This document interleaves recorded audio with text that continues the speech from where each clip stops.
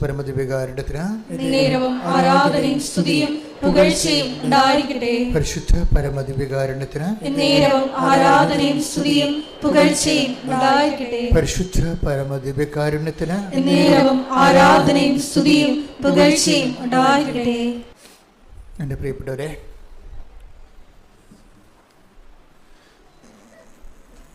ഈ ദിവസങ്ങളിൽ നടന്ന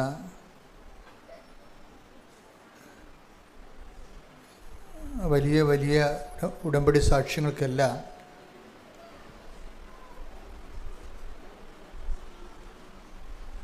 ഒരു കോമൺ ഫീച്ചറുണ്ട്.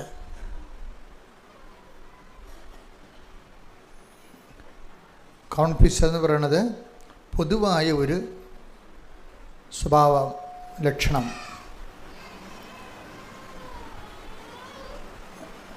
അതായത് എന്താണ് ഈ പൊതുവായ ലക്ഷണം? ഈ ഒരു 4-5 സാക്ഷ്യങ്ങൾ, 4-5 ദിവസങ്ങളിലുള്ള സാക്ഷ്യങ്ങൾ ഒരുമിച്ച് കൂട്ടി പരിശോധിച്ചപ്പോഴാണ് എനിക്കത് മനസ്സിലായത്. ഇതിനെല്ലാം ഒരു കോമൺ ഫീച്ചർ വരുന്നുണ്ട്. പൊതുവായിട്ട് ലക്ഷണങ്ങൾ കോമണായിട്ട് എല്ലാ സാക്ഷ്യങ്ങളിലും കോമണായിട്ട് വരുന്നത്. അപ്പോൾ നമ്മൾക്കത് ഒരു സാക്ഷ്യങ്ങളിങ്ങനെ റെക്കർ ചെയ്ത് ഒരേ സെയിം കാര്യം തന്നെ വരുന്നുണ്ടെങ്കിൽ എനിക്ക് തോന്നുന്നത് നമുക്കത് ജനറലൈസ് ചെയ്യാൻ പറ്റുമെന്നാണ് തോന്നുന്നത്. ജനറലൈസ് ചെയ്തെന്ന് വെച്ച് കഴിഞ്ഞാൽ പൊതുവായിട്ട് ആപ്ലിക്കേറ്റ് ചെയ്യാൻ പറ്റും. അതിൻ്റെ പൊതു സ്വഭാവമാണ്. അങ്ങനെ പൊതുവായിട്ട് നമുക്ക് ആപ്ലിക്കേറ്റ് ചെയ്യാൻ പറ്റുന്ന കോമൺ ഫീച്ചേഴ്സുള്ള ഒരു 3-4 സാക്ഷ്യങ്ങൾ. ആ കോമൺ ഫീച്ചർ എന്ന് പറയുന്നത് കമ്മ്യൂണിക്കേഷനാണ്. കമ്മ്യൂണിക്കേഷൻ എന്ന് പറയുമ്പോൾ ദൈവമായിട്ടുള്ള സംഭാഷണം. പ്രാർത്ഥനയുടെ സാധാരണ ആചാരവട്ട പ്രാർത്ഥനയുടെ ലെവലെല്ലാം മാറിയിട്ട് മനുഷ്യൻ ജീവിത പ്രശ്നവുമായിട്ട് നേരിട്ട് മൽപ്പിടുത്തം നടക്കുന്ന സമയത്ത് ഉണ്ടാകുന്ന സ്വാഭാവികമായ എക്സ്പ്രഷൻസ്, സ്പോണ്ടേനിയസ് എക്സ്പ്രഷൻസ്, അതിലൂടെ ഇവർ ദൈവതിരുസന്നിധിയിൽ സംവേദിക്കാൻ ഉദ്ദേശിക്കുന്ന അവരുടെ മനസ്സിൻ്റെ അവസ്ഥകൾ, അതിന് കമ്മ്യൂണിക്കേഷൻ എന്ന് ഞാൻ ഉദ്ദേശിച്ചത്. നമ്മൾ സാധാരണ ആൾക്കാരോട് സംസാരിക്കുന്ന പോലെ ദൈവത്തോട് സംസാരിക്കാൻ കഴിയുക. അത് ഈ ഉടമ്പടിയിൽ കുറച്ച് കൂടുതലാണ്. എല്ലാ മേഖലകളിലും ഉണ്ടത്. സാധാരണ വിശ്വാസി കുറച്ച് കഴിയുമ്പോൾ ദൈവത്തോട് മനസ്സുകൊണ്ടോ അല്ലെങ്കിൽ നാക്കുകൊണ്ടോ ഒക്കെ സംസാരിക്കാൻ തുടങ്ങും. ഉടമ്പടിയിലാകുമ്പോൾ ഇതിൽ കൂടുതലാണ്. കാര്യം എന്താണെന്ന് വെച്ച് കഴിഞ്ഞാൽ ഉടമ്പടിയിലുള്ളതെല്ലാം അതിൻ്റെ ഫോർമുല കറക്റ്റായിട്ട് പാലിച്ച് കഴിയുമ്പോൾ ഓട്ടോമാറ്റിക്കായിട്ട് നമ്മൾ ദൈവത്തോട് സംവദിക്കാൻ പറ്റിയ കപ്പാസിറ്റിയിൽ വളരും. സ്നേഹത്തിൽ അങ്ങനെ വളരും. കാര്യം നമ്മൾ ചെയ്യുന്ന പ്രേക്ഷിത പ്രവർത്തനങ്ങൾ, ഉപവിപ്രവർത്തനങ്ങൾ, നമ്മൾ നടത്തുന്ന പ്രാർത്ഥനകൾ, അതൊക്കെ ഇങ്ങനെ കൂടിക്കൂടി വരുമ്പോൾ ഓട്ടോമാറ്റിക്കലായിട്ട് നമ്മുടെ സ്പിരിറ്റ് ലെവൽ കൂടും. പരിശുദ്ധാത്മാവ് ഭയങ്കര സംവേദനമാവും. നമ്മളറിയാതെ തന്നെ സംഭവിക്കുന്നതാണ്. ഇപ്പോൾ കുറേ ആൾക്കാർ മഴയൊക്കെ കൊണ്ട് പത്രം കൊടുക്കത്തില്ലേ? മഴയൊക്കെ കൊണ്ട് വെയിൽ കൊണ്ടും ഉപവസിച്ചൊക്കെയാണ് ആൾക്കാർ പത്രം കൊടുക്കുകയും വിശദീകരിക്കുകയും ചെയ്യും. മാതാവിനെക്കുറിച്ചൊക്കെ വിശദീകരിക്കുകയും ചെയ്യും. അപ്പം അങ്ങനെ കുറേ കഷ്ടപ്പാട് സഹിക്കുന്നത് കാണുമ്പോൾ, ദൈവത്തിന് വേണ്ടി ജോലി ചെയ്യുന്ന കാണുമ്പോൾ ദൈവവും ദൈവത്തിൻ്റെ ഭാഗത്ത് നല്ല ശരിക്കും താഴേക്ക് ഇറങ്ങി വരും. നിങ്ങൾക്ക് ധൈര്യത്തോടെ സംസാരിക്കാൻ പറ്റുന്ന രീതിയിലേക്ക് മാറും. അപ്പം നമ്മൾ അറിയാതെ തന്നെ ദൈവത്തോട് സംസാരിക്കാൻ പറ്റുന്നൊരു പുതിയ ശീലം രൂപപ്പെട്ടു വരും. നിങ്ങൾക്കത് അറിയാമോയെന്നറിയത്തില്ല, പലർക്കും ഇപ്പോൾ ഈ ശീലമുണ്ട്. പലരും ദൈവത്തോട് സംസാരിക്കുന്നുണ്ട്.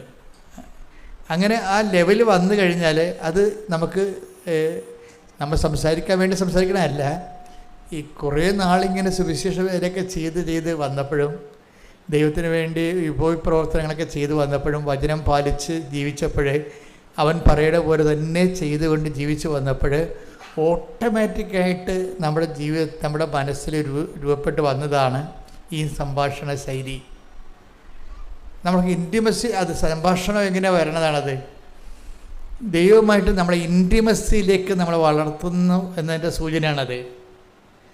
ദൈവത്തോട് സംസാരിക്കാൻ തുടങ്ങുമ്പോൾ അതിൻ്റെ അർത്ഥം എന്തുകൊണ്ട് അങ്ങനെ സംസാരിക്കാൻ പറ്റണത്, നമ്മൾ ദൈവമായിട്ട് ഒരു ആത്മബന്ധം, ഇൻറ്റിമസി വെച്ചാൽ ആത്മബന്ധമായി. കാര്യം എന്താണ്? അവന് വേണ്ടിയാണ് നമ്മൾ പ്രേക്ഷിത പ്രവർത്തനം ചെയ്യണത്. ദൈവത്തിൻ്റെ സ്നേഹത്തെ പ്രതിയാണ് നമ്മൾ ഉപയോഗപ്രവർത്തനങ്ങൾ ചെയ്യണത്. ദൈവത്തിൻ്റെ സ്നേഹത്തെ പ്രതിയാണ് നമ്മൾ വിശുദ്ധിയോടെ ജീവിക്കണത്. അപ്പോൾ ഇങ്ങനെയൊക്കെ വരുമ്പോൾ നമ്മൾ ദൈവമായിട്ടൊരു ഇൻറ്റിമസി ആയി കഴിയുമ്പോഴാണ് സംഭാഷണങ്ങൾ, ഇൻറ്റിമസി ആയിട്ടുള്ള ആൾക്കാർക്ക് അവർ സംഭാഷണങ്ങൾ വരും. അപ്പോൾ കഴിഞ്ഞ ദിവസങ്ങളിൽ ഡേവിസ് എന്നും പറഞ്ഞൊരു ചേട്ടൻ്റെ സാക്ഷിയാണ്. ഡേവിസ് ചേട്ടൻ്റെ സാക്ഷി എന്ന് പറയുന്നത്, ഡേവിസ് ചേട്ടൻ്റെ വൈഫിന്, തൃശ്ശൂരാണ്, ഡേവിസ് ചേട്ടൻ്റെ വൈഫിന് ക്യാൻസറാണ്, 3rd സ്റ്റേജാണ്. സാക്ഷി കിട്ടിയിട്ടുണ്ട്, ഞാൻ നിങ്ങൾക്ക് നോക്കിയാൽ മനസ്സിലാവും. ഞാനീ പറയുന്ന സാക്ഷിനൊക്കെ നിങ്ങൾ ഒന്നുകൂടി നോക്കണം കേട്ടോ. ഞാൻ പറയുന്ന ആംഗിളിൽ നോക്കണം, അത് വേറൊരു കാഴ്ചയാണ്. അപ്പോൾ ഡേവിസ് ചേട്ടന് ബയോപ്സിയൊക്കെ എടുത്തു. ക്യാൻസറിൻ്റെ ഒത്തിരിയേറെ, ശ്വാസകോശത്ത് ക്യാൻസറാണ്.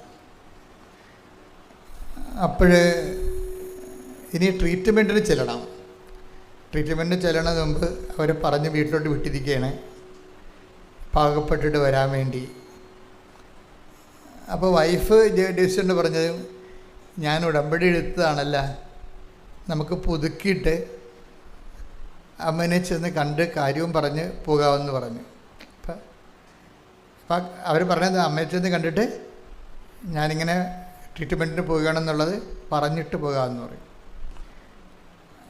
അപ്പോൾ നമുക്ക് ഉണ്ടാകുന്നൊരു ഗുണം അതാണ്, പറഞ്ഞിട്ട് പോവുക എന്ന് പറഞ്ഞാൽ നമ്മളെ സംബന്ധിച്ചിടത്തോളം വലിയൊരു ആശ്വാസമാണ്, വലിയ ആശ്വാസമാണ്. കാര്യം സാധാരണ മനുഷ്യന്മാരോട് പറഞ്ഞ പോലെ അല്ലല്ലോ.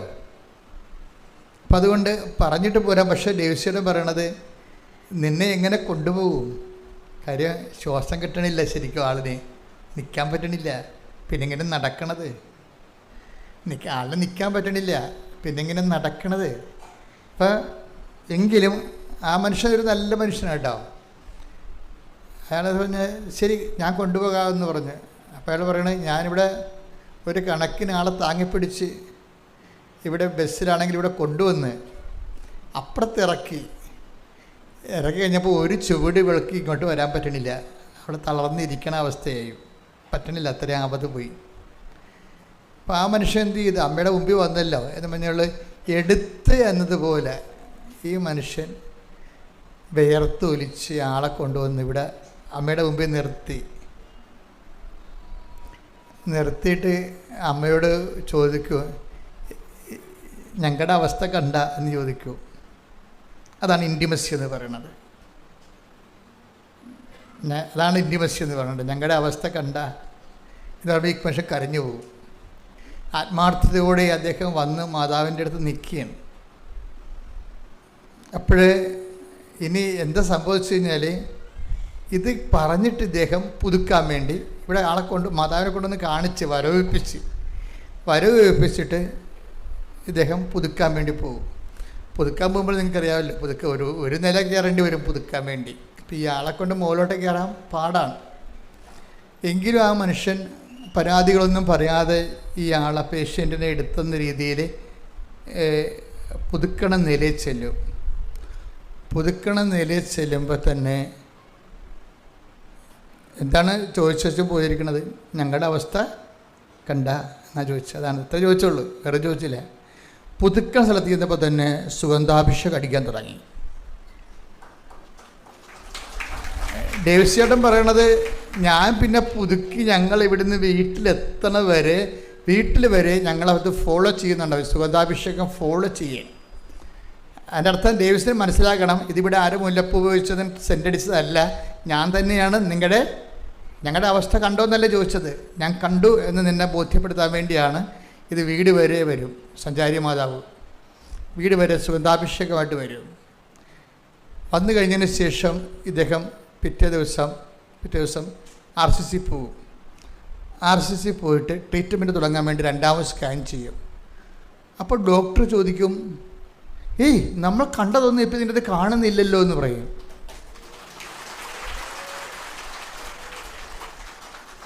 അപ്പോൾ ഡേവിസ്ചറിനോട് അവർ ചോദിക്കുക, നിങ്ങൾ എന്ത് ചെയ്തു? ഞങ്ങൾ കൃപാസന അമ്മയെ കാണാൻ പോയി. അതാണ് സംഭവം. ഞങ്ങളുടെ അവസ്ഥ കണ്ടോന്ന് ചോദിച്ചില്ലേ, അത്രേ ഉള്ളൂ. ഓപ്പറേഷനില്ല, മരുന്നില്ല, അമ്മയെ ഒന്ന് കണ്ടതാണ്. ആ ഇൻറ്റിമസിയാണ് ആ സംഭവം. നമ്മളെപ്പോഴും നമ്മൾ ശ്രദ്ധിക്കണം, എവിടെയാണ് നമ്മൾ വരണത്, എന്താണെന്നുള്ളത് ഇതുപോലെ നേരിട്ട് പറയാൻ കഴിയണം. കമ്മ്യൂണിക്കേഷൻ ലെവൽ ഡെവലപ്പ് ചെയ്ത് വരണം. കമ്മ്യൂണിക്കേഷൻ ലെവൽ പ്രാർത്ഥിച്ച്, കർത്താവായ ദൈവമേ, ഞങ്ങളുടെ ഉടമ്പടി ജീവിതം ദൈവത്തിന് ബോധ്യമാകാൻ വേണ്ടി മാത്രം ഞങ്ങളെ വിശ്വാസത്തിലും ദൈവസ്നേഹത്തിലും വളർത്തണമേ. ഞങ്ങളെ വിശ്വാസത്തിലും ദൈവസ്നേഹത്തിലും വളർത്തണമേ. ശ്രദ്ധിക്കട്ടെ. ഹല്ലേലൂയ, ഹല്ലേലൂയ, ഹല്ലേലൂയ, ഹല്ലേലൂയ. ആരാധന, ആരാധന. ഹല്ലേലൂയ, ഹല്ലേലൂയ. യേശുവേ, ഞങ്ങളുടെ വിശ്വാസം വർദ്ധിപ്പിക്കണമേ, ദൈവസ്നേഹം വർദ്ധിപ്പിക്കണമേ.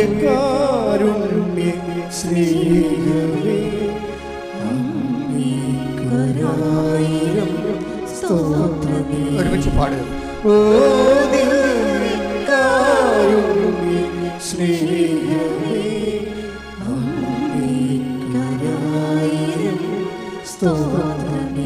പരിശുദ്ധ പരമദിവ്യകാരുണ്യത്തിന് നേരവും ആരാധനയും സ്തുതിയും പുകഴ്ചയും ഉണ്ടായിരിക്കട്ടെ. പരിശുദ്ധ പരമദിവ്യകാരുണ്യത്തിന് നേരവും ആരാധനയും സ്തുതിയും പുകഴ്ചയും ദിവ്യകാരുണ്യ സ്നേഹമേ.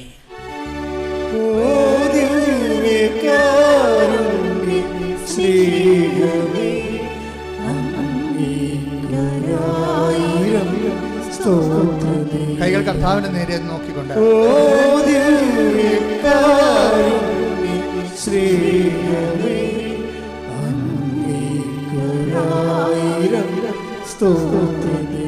പരിശുദ്ധ പരമദിവ്യകാരുണ്യത്തിന് ആരാധനയും സ്തുതിയും പുകഴ്ചയും ഉണ്ടായിരിക്കട്ടെ.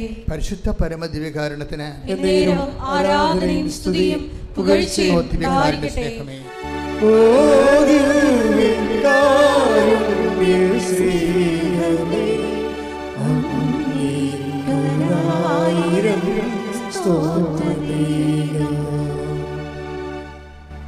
എപ്പോഴും വരെ രണ്ടാമതൊരു സാക്ഷ്യമുള്ളത് കമ്മ്യൂണിക്കേഷൻ ലെവലിലെ സാക്ഷ്യങ്ങളൊക്കെയാണ്.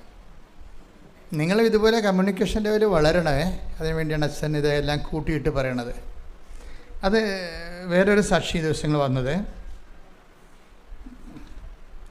ബൈജൂസ് എന്ന് പറഞ്ഞൊരു സാക്ഷിയുണ്ട്. ബൈജൂസ് പൊൻകുന്നത്തുകാരനാണ്. ആസ്ട്രേലിയയിൽ അദ്ദേഹം ഒരു കമ്പനി ജോലി ചെയ്യുകയാണ്. പിന്നെ കരാട്ട ക്ലാസ് നടത്തും. അപ്പോൾ 2 തരം ജോലി അദ്ദേഹം ചെയ്യണം. അപ്പോൾ അത് കുറേ വർഷമായി അതിങ്ങനെ ചെയ്യണേ. അപ്പോൾ ബൈജൂസിൻ്റെ പ്രോബ്ലം എന്ന് വെച്ച് കഴിഞ്ഞാൽ അദ്ദേഹത്തിന് ഈ കൃപാസനത്തിനോട് വെറുപ്പാണ്. അതിൻ്റെ കാരണം വെച്ചാൽ കുറേ പാഴ് വീഡിയോകൾ കണ്ടിട്ടുണ്ട് പുള്ളി. കുറേ കള്ള വീഡിയോ ഒക്കെ ആൾക്കാർ നമ്മളെ കളിയാക്കാൻ വേണ്ടി ഇട്ടില്ലായിരുന്നില്ലേ, പത്രം തിന്നൊക്കെ പറഞ്ഞുകൊണ്ട്. അത് സംഭവിക്കാത്ത കാര്യമാണ്. പക്ഷേ ആൾക്കാർ ഇത് വെച്ച് ഒത്തിരി പേര് നമ്മളെ ഉപദ്രവിച്ചിട്ടുണ്ട്. അപ്പോൾ അത് സത്യമാണെന്ന് വിശ്വസിച്ച ഒരാളാണ് ബൈജൂസ്. ബൈജൂസ് സത്യമാണെന്ന് വിശ്വസിക്കാൻ കാരണമുണ്ട്. അയാളൊരു പക്ക കാത്തലിക്കാണ്. എന്ന് വെച്ച് കഴിഞ്ഞാൽ കൃത്യമായ രീതിയിൽ കത്തോലിക്ക ജീവിതം ജീവിക്കുന്ന ആളാണ്. അപ്പോൾ അദ്ദേഹം നമ്മളെക്കുറിച്ച് കേട്ടപ്പോഴിങ്ങനെ ഇത് അന്ധവിശ്വാസം പ്രചരിപ്പിക്കണ പോലെ അദ്ദേഹത്തിന് തോന്നി.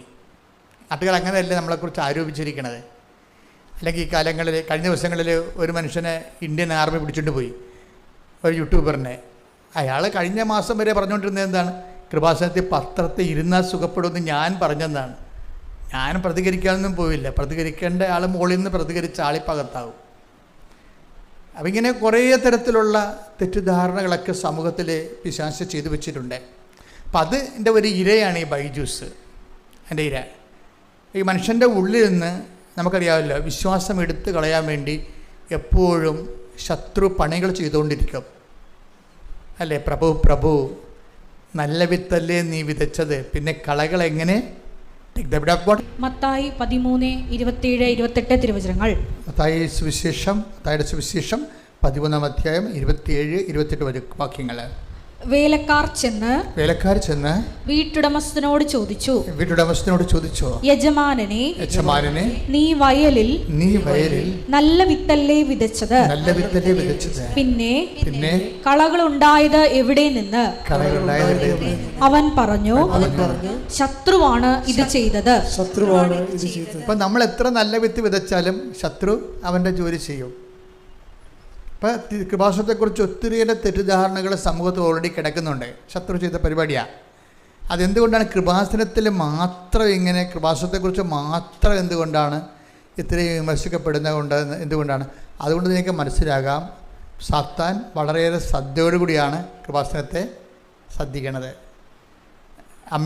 അമ്മയുടെ തനി സാന്നിധ്യം ഉള്ളത് കൊണ്ട് ഇവിടെ ആത്മാക്കൾ വീണ്ടെടുക്കുമെന്ന് സാത്താന് നല്ല കൃത്യമായിട്ട് അറിയാം. അതുകൊണ്ട് തന്നെ അവൻ്റെ പിണിയാളുകളെ കൊണ്ട് അവൻ ഇതുപോലെ കള്ളപ്രചരണങ്ങൾ നടത്തിച്ചുകൊണ്ടിരിക്കും. അതുകൊണ്ട് തന്നെ ഇങ്ങനെയുള്ള സാധനങ്ങൾ കേൾക്കുമ്പോൾ ഞാൻ മിക്കവാറും കേൾക്കത്തില്ല. എന്താ കാരണം വെച്ചാൽ കേൾക്കണമെങ്കിൽ വലിയ പ്രത്യേകിച്ച് കാര്യമൊന്നുമില്ല. അതുകൊണ്ടാണ് ഒരു കാര്യമില്ല. കാര്യം നമ്മൾ നമ്മുടെ സുവിശേഷ വേലയായിട്ട് മുന്നോട്ട് പോകും. എന്തുകൊണ്ടാണ് കേൾക്കണത് വലിയ കാര്യമില്ലെന്ന് പറയാൻ കാര്യം വെച്ച് കഴിഞ്ഞാൽ, നമ്മൾ ചെയ്യേണ്ട ഇത്രയേ ഉള്ളൂ. നമ്മൾ യൂദാസിന് കർത്താവ് അപ്പം മുക്കി കൊടുത്ത്, എന്നിട്ട് എന്താ പറഞ്ഞത്? മനുഷ്യപുത്രൻ എഴുതപ്പെട്ടിരിക്കുന്ന പോലെ കടന്നു പോകും, നീ ചെയ്യാനുള്ളത് വേഗം ചെയ്യുക.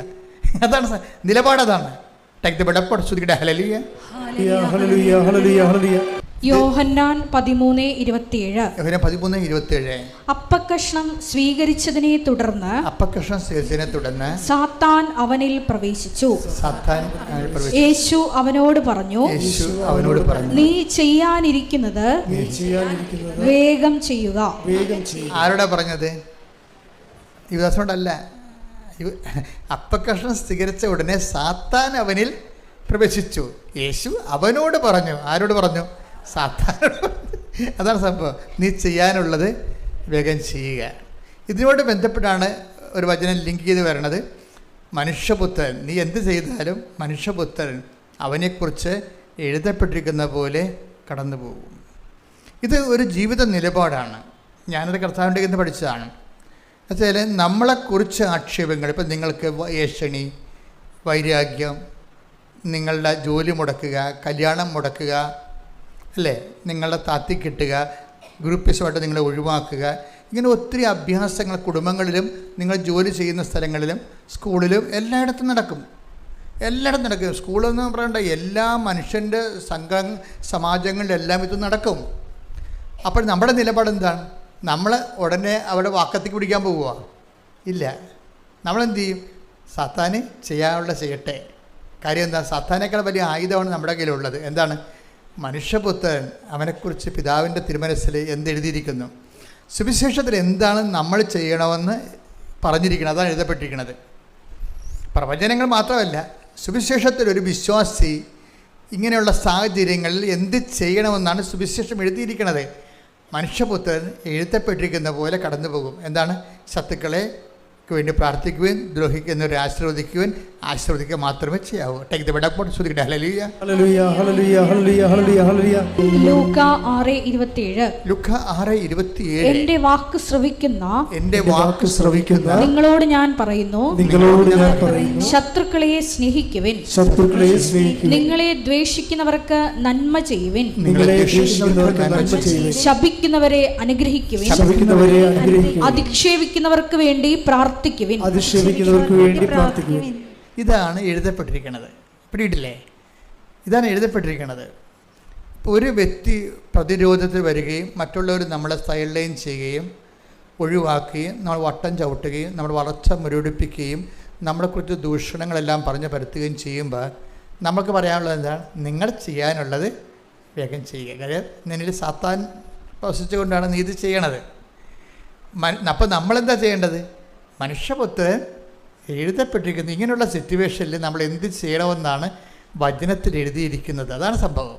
അല്ലെ, യേശുക്രിസ്തുവിനെക്കുറിച്ച് പറഞ്ഞ പ്രവചനങ്ങളെക്കാൾ ഉപരി ഇങ്ങനെയുള്ള സിറ്റുവേഷൻസ് വരുമ്പോൾ ഇങ്ങനെയുള്ള സാഹചര്യത്തിൽ എന്താണ് ചെയ്യണമെന്നാണ് അവൻ പറയണ പോലെ ചെയ്യുകയല്ലേ ഉടമ്പടി, അല്ലേ?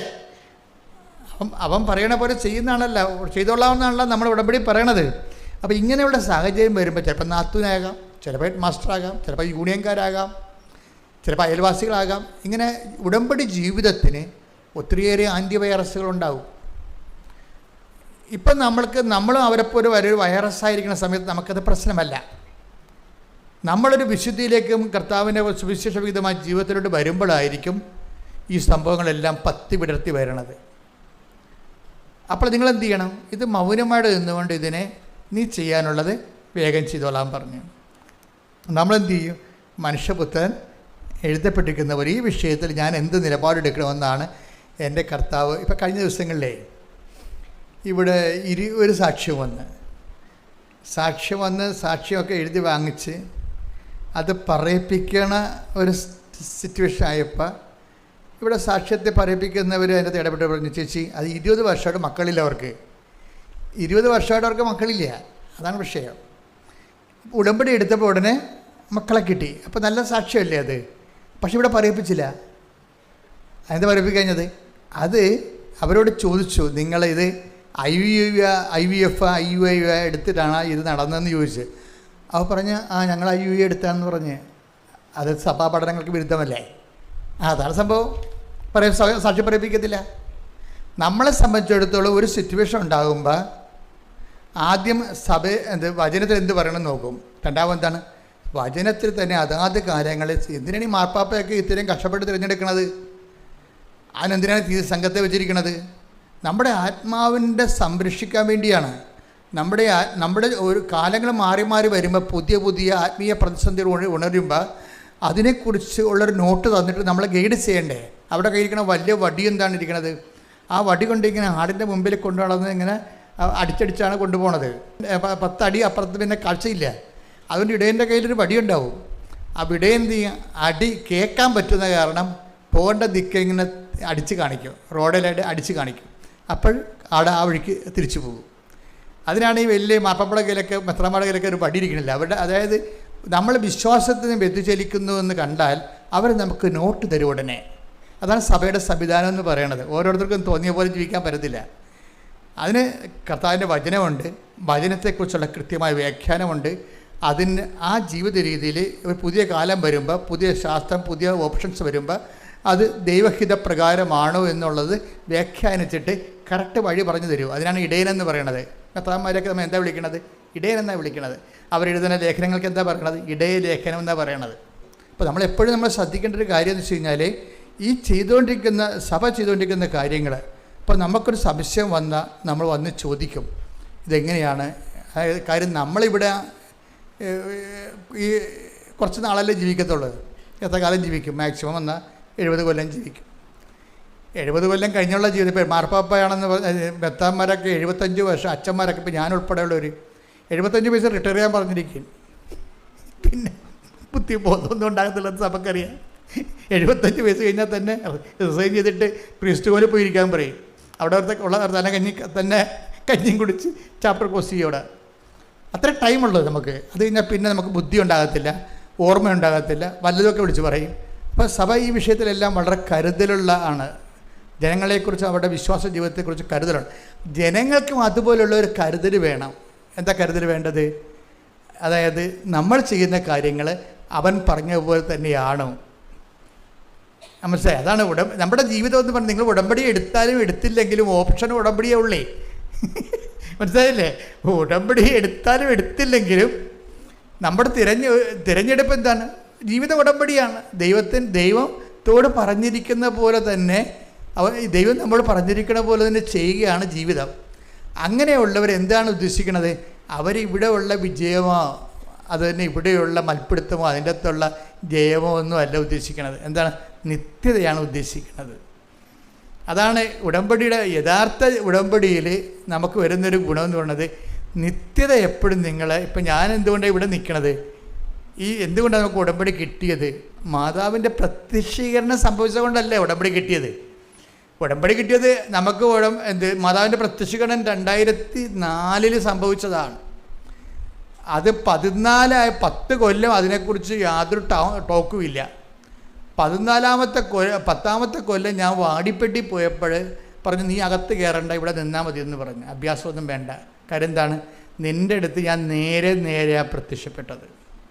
ഇവിടെ ഞാനൊരു നിഴൽ പോലെയാണ് പ്രത്യക്ഷപ്പെട്ടത്. അവരെന്ത് മനോഹരമായിട്ടാണ് ആ പ്രത്യക്ഷീകരണത്തെ അംഗീകരിച്ചിരിക്കുന്നത്. നീ ആരെയൊക്കെ പേടിച്ചത് പൂത്തിവെച്ചില്ലേ, നിൻ്റെ ആത്മകാര്യത്തിന് കടമാണെന്ന് പറഞ്ഞ്. അതാണ് എന്നെ കാത്തു കയറ്റാഞ്ഞത്. നീ മരിച്ചു ചെന്നാൽ നിനക്കിത് കടമാകുമെന്ന് പറഞ്ഞു.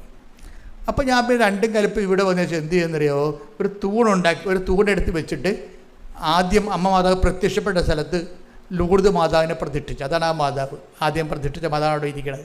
ഇവിടെ പുതുക്കുന്ന സ്ഥലത്തിരിക്കണില്ലേ, അതാ മാതാവാണ്. മാതാവിനെ പ്രതിഷ്ഠിച്ചിട്ട് ഒരു പ്രാർത്ഥനയും തുടങ്ങി. അമ്മയുടെ പ്രത്യക്ഷീകരണത്തിൻ്റെ ദശവത്സര പ്രാർത്ഥനയിൽ അമ്മ ആഗ്രഹിക്കുന്നൊരു കൃപാവര പദ്ധതി കൃപാസനത്തിലും ഞങ്ങളുടെ കുടുംബത്തിലും നിറവേറാൻ ഇടയാക്കണം. ജനങ്ങൾക്ക് അടിച്ചു കൊടുത്തു, ചീട്ടടിച്ചു കൊടുത്ത്, കൊച്ചു പ്രാർത്ഥന അടിച്ചു കൊടുത്തിട്ട് അമ്മയുടെ പ്രത്യക്ഷീകരണത്തിൻ്റെ ഭാഗമായി അമ്മ ആഗ്രഹിക്കുന്ന ഒരു കൃപാവര പദ്ധതി കൃപാസനത്തിലും ഞങ്ങളുടെ കുടുംബത്തിലും നിറവേറാൻ ഇടയാക്കണമേ. എന്നിട്ട് ഇവിടെ ഉള്ളവർക്കെല്ലാം കൊടുത്തിട്ട് അവസാനം ഞാനൊരു ജോസി എന്ന് സഹോദരൻ്റെ ഇവിടെ ഇപ്പോഴും എൻ്റെ കൂടെ ഉണ്ട്. ഞാൻ ജോസി പറഞ്ഞപ്പോൾ ജോസി ഇതിൻ്റെ ഒരു 10,000 കോപ്പി അടിക്കണം, മല ഇറങ്ങി വരുന്ന എല്ലാവർക്കും കൊടുക്കണമെന്ന് പറഞ്ഞു. മലയാറ്റർ മല കയറാൻ പോണില്ലേ, അതിൻ്റെ ചവിട്ടിപ്പോയി നിന്നിട്ട് ഇറങ്ങി വരുന്ന അണ്ണന്മാർക്കെല്ലാം കൊടുക്കണം, മാതാവിൻ്റെ പ്രത്യക്ഷീകരണത്തിന് വേണ്ടി പ്രാർത്ഥിക്കാൻ, അതിൻ്റെ സ്ഥിരീകരണത്തിന് വേണ്ടി പ്രാർത്ഥിക്കാൻ.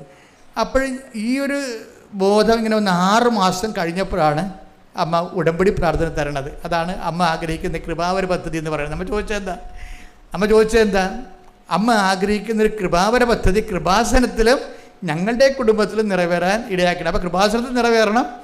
അത് എന്ത് പ്രാർത്ഥനയെന്ന് എനിക്ക് തന്നെ അറിയാൻ പാടില്ല. ഞാൻ വാടിപ്പടിയിൽ നിന്ന് ഇറങ്ങിയപ്പോൾ എൻ്റെ നാക്കിൽ വന്ന പ്രാർത്ഥനയാണത്. അമ്മ ആഗ്രഹിക്കുന്നൊരു കൃപാവര പദ്ധതി കൃപാസനത്തിലും ഞങ്ങളുടെ കുടുംബത്തിലും നിറവേറാൻ ഇടയാക്കണമേ. അപ്പോൾ കുടുംബത്തിൽ എന്തെങ്കിലും പ്രശ്നം ഉണ്ടെങ്കിൽ ഈ പ്രത്യക്ഷീകരണം കൊണ്ട് ദൈവം കലക്കും, ഒരു സംശയമില്ല കാര്യം. കുടുംബത്തിൽ എന്തെങ്കിലും പ്രശ്നം ഉണ്ടെങ്കിൽ വൃത്തിയും മേനയുടെ നേരെ ചുവയാണ് ഉടമ്പടി ജീവിക്കണമെന്നുണ്ടെങ്കിൽ വിവരം അറിയും. കാര്യം എന്താ, ഇത് സീൽഡാണ്. എന്തിൻ്റെ സീൽഡാണ്? അമ്മയുടെ പ്രത്യക്ഷീകരണത്തിൻ്റെ സീൽഡാണ്. ഞാൻ പ്രത്യക്ഷീകരണം ഏറ്റു പറഞ്ഞ് എന്ത് വന്നത് വന്നോടുത്ത് വെച്ച് കാണാം, അല്ലെങ്കിൽ ദൈവം കണ്ടോളൂ എന്നും പറഞ്ഞുകൊണ്ട് 2004 സംഭവിച്ച അമ്മയുടെ പ്രത്യക്ഷീകരണം ഞാൻ റിസ്ക് എടുത്ത് ഏറ്റു പറഞ്ഞപ്പോഴാണ് അമ്മ അത് ഉടമ്പടി പ്രാർത്ഥനയൊക്കെ കൺവേർട്ട് ചെയ്ത് തന്നത്. ഇതുപോലെ നിങ്ങൾ ഈ പ്രത്യക്ഷീകരണത്തിന് ഏറ്റു പറഞ്ഞാൽ ഉടമ്പടി പെട്ടെന്ന് കത്തും. അതാണ് എപ്പോഴും നമ്മൾ ഉടമ്പടി എപ്പോഴും ഫയറാക്കാനുള്ള മാർഗം എന്ന് പറയുന്നത് ഈ പ്രത്യക്ഷീകരണമാണ്. അതായത് ഇപ്പം ഞാനിപ്പോൾ വൈക്സത്തിനും അതുപോലെ തന്നെ സിസ്റ്റേഴ്സൊക്കെ ഇവിടെ വന്ന് സാക്ഷ്യം പറയുന്നുണ്ട്, വിശദീകരിക്കുന്നുണ്ട്. അപ്പം ഞങ്ങളെന്താ ചെയ്യണമെന്ന് വെച്ച് കഴിഞ്ഞാൽ, ഞങ്ങൾ നിങ്ങളുടെ സാക്ഷ്യം എടുത്തിട്ട് അത് പ്രത്യക്ഷീകരണത്തിൻ്റെ എക്സ്പ്രഷൻസ് എന്തുമാത്രം അതിൻ്റെ തൊണ്ടെന്ന് നോക്കിയിട്ട് അതനുസരിച്ചാണ് സാക്ഷ്യം വ്യാഖ്യാനിച്ച് തരണത്. അതെല്ലാം ഓരോ സാക്ഷ്യവും പ്രത്യക്ഷീകരണത്തിൻ്റെ തെളിവുകളാണ്.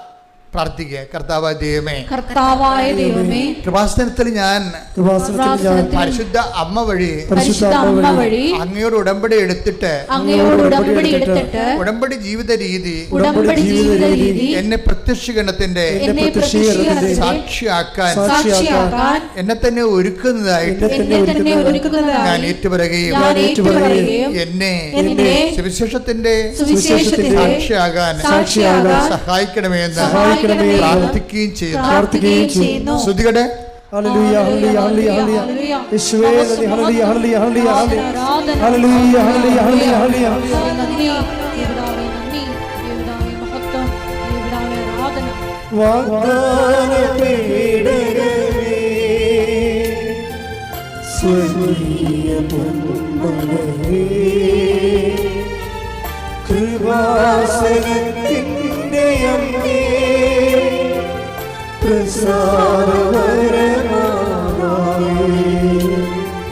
വാഗ്ദാന പേടകമേ സ്വർഗീയ പൊന്മലരേ കൃപാസനത്തിൻ്റെ അമ്മേ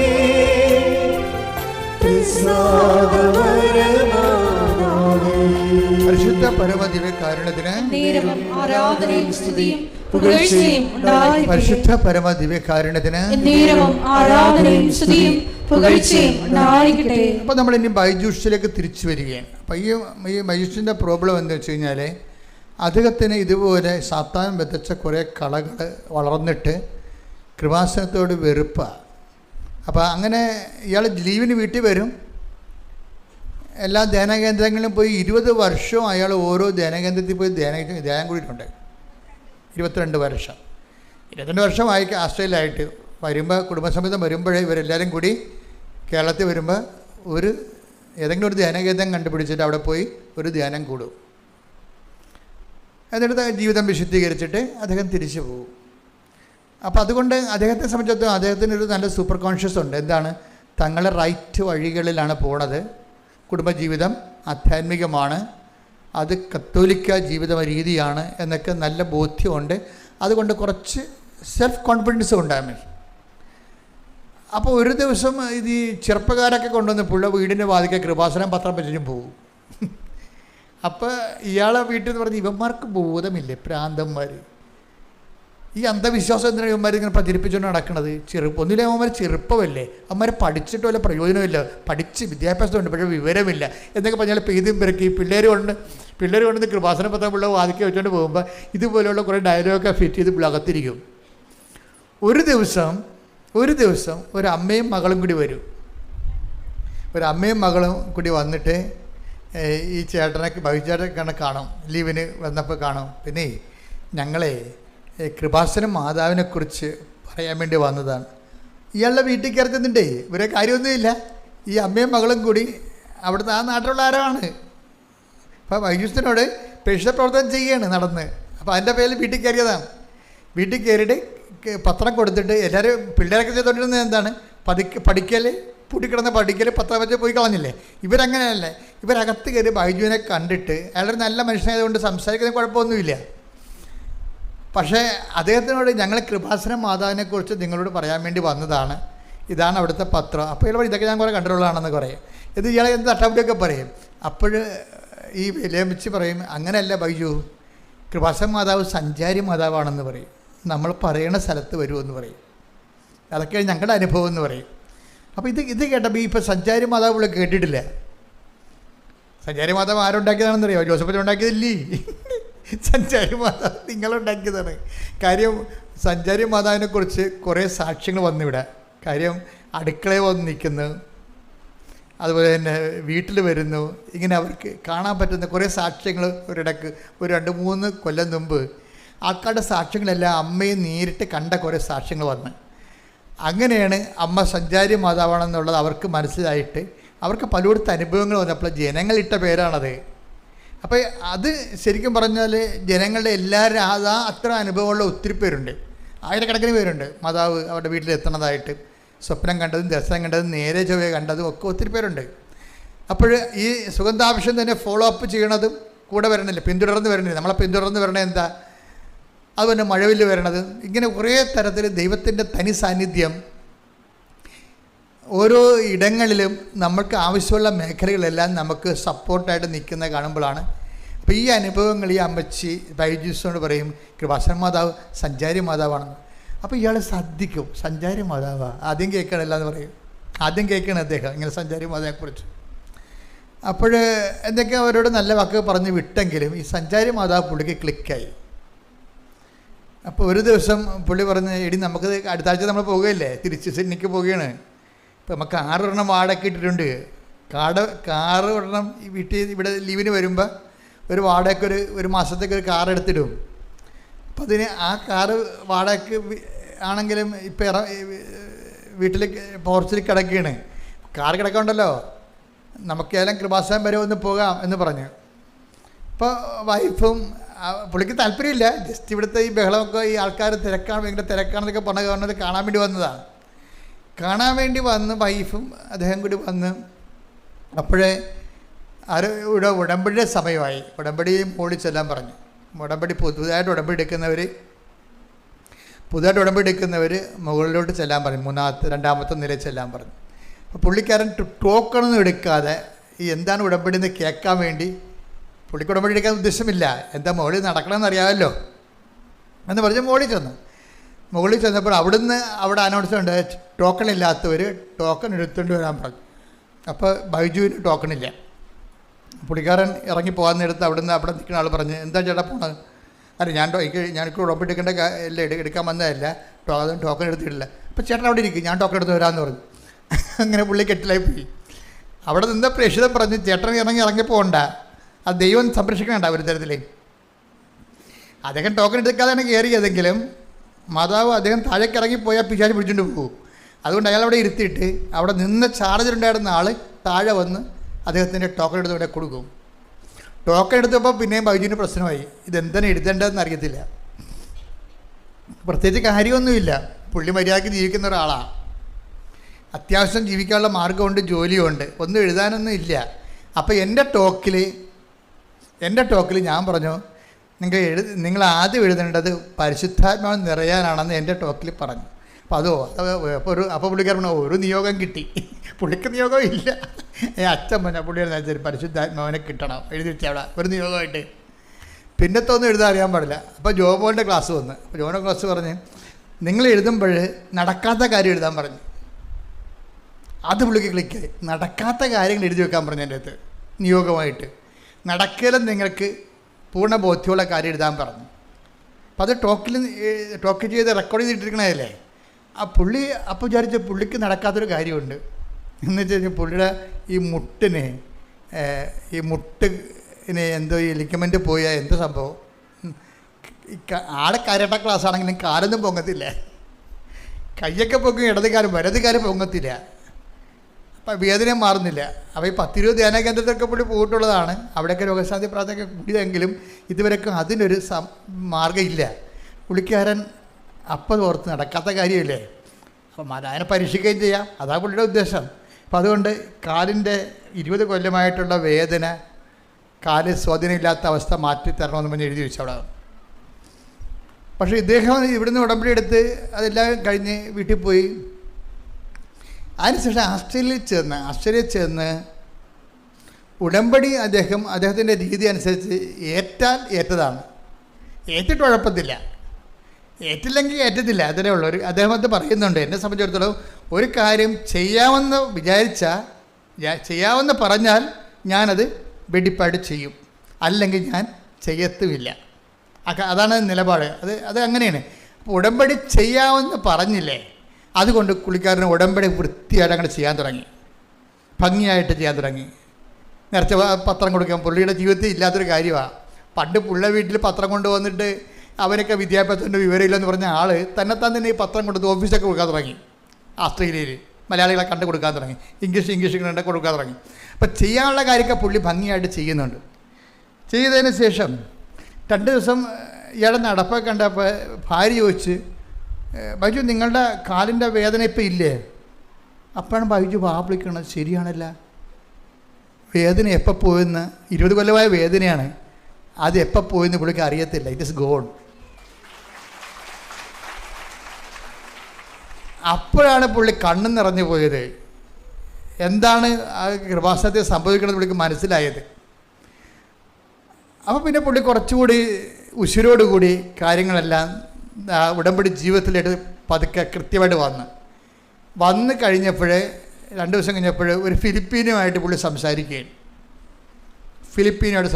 അപ്പോൾ അതേ കമ്പനിയിൽ ഒരു പുതിയ ലേഡി സ്റ്റാഫ് വന്ന്, അപ്പോൾ ഫിലിപ്പീനോ പുള്ളിയോട് ചോദിച്ചു, ആ ലേഡി സ്റ്റാഫിനെ എനിക്ക് വേറെ കമ്പനി വെച്ച് അറിയാവുന്നതാണ്, ഇവൾ ഇവിടെ വന്നിട്ട് എങ്ങനെയുണ്ട് എന്ന് ചോദിച്ചു. അപ്പോഴേ വൈദ്യു പറഞ്ഞ അവളൊരു വേസ്റ്റാണെന്ന് പറഞ്ഞു. ആര്? ഫിലിപ്പീനോ സ്റ്റാഫ് ഒരു വേസ്റ്റാണ്. കാര്യം അവർക്ക് പണി അറിയത്തില്ല.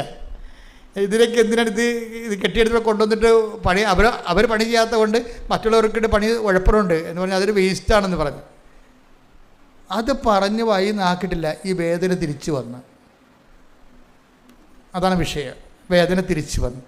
അപ്പോൾ ഉടനെ ബൈജു പറഞ്ഞു, മാതാവ് പറ്റിച്ചതായിരിക്കും, എനിക്ക് വേദന മാറിയെന്ന് അപ്പം തോന്നിയതേ ഉള്ളതായിരിക്കും, ആ വേദന ഒന്നും മാറിയിട്ടില്ല, അത് അവിടെ തന്നെ ഉണ്ട്, ഇപ്പം അത് തിരിച്ചു വന്നല്ല എന്ന് പറഞ്ഞു.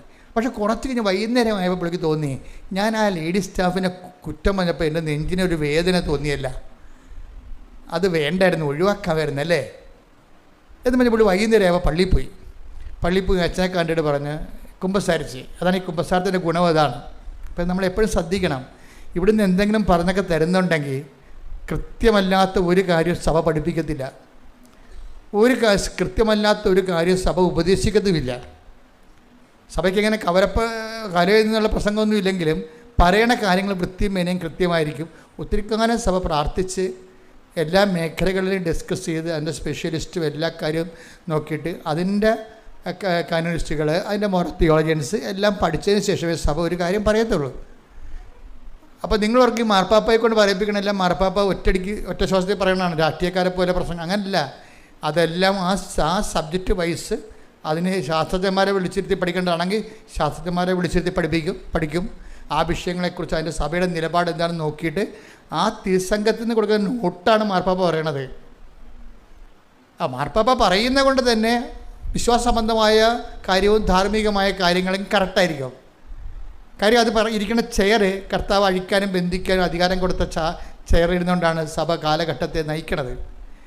അപ്പോൾ അതേസമയം തന്നെ ഇവിടെ എന്താ സംഭവിച്ചു, ഇവർക്ക് മനസ്സിലായി ആ ലേഡീസ് സ്റ്റാഫിന് അവർക്ക് ചിലപ്പോൾ കഴിവ് കുറവായിരിക്കും, പക്ഷെ അവളെ ആക്ഷേപിക്കേണ്ട കാര്യമില്ലായിരുന്നു.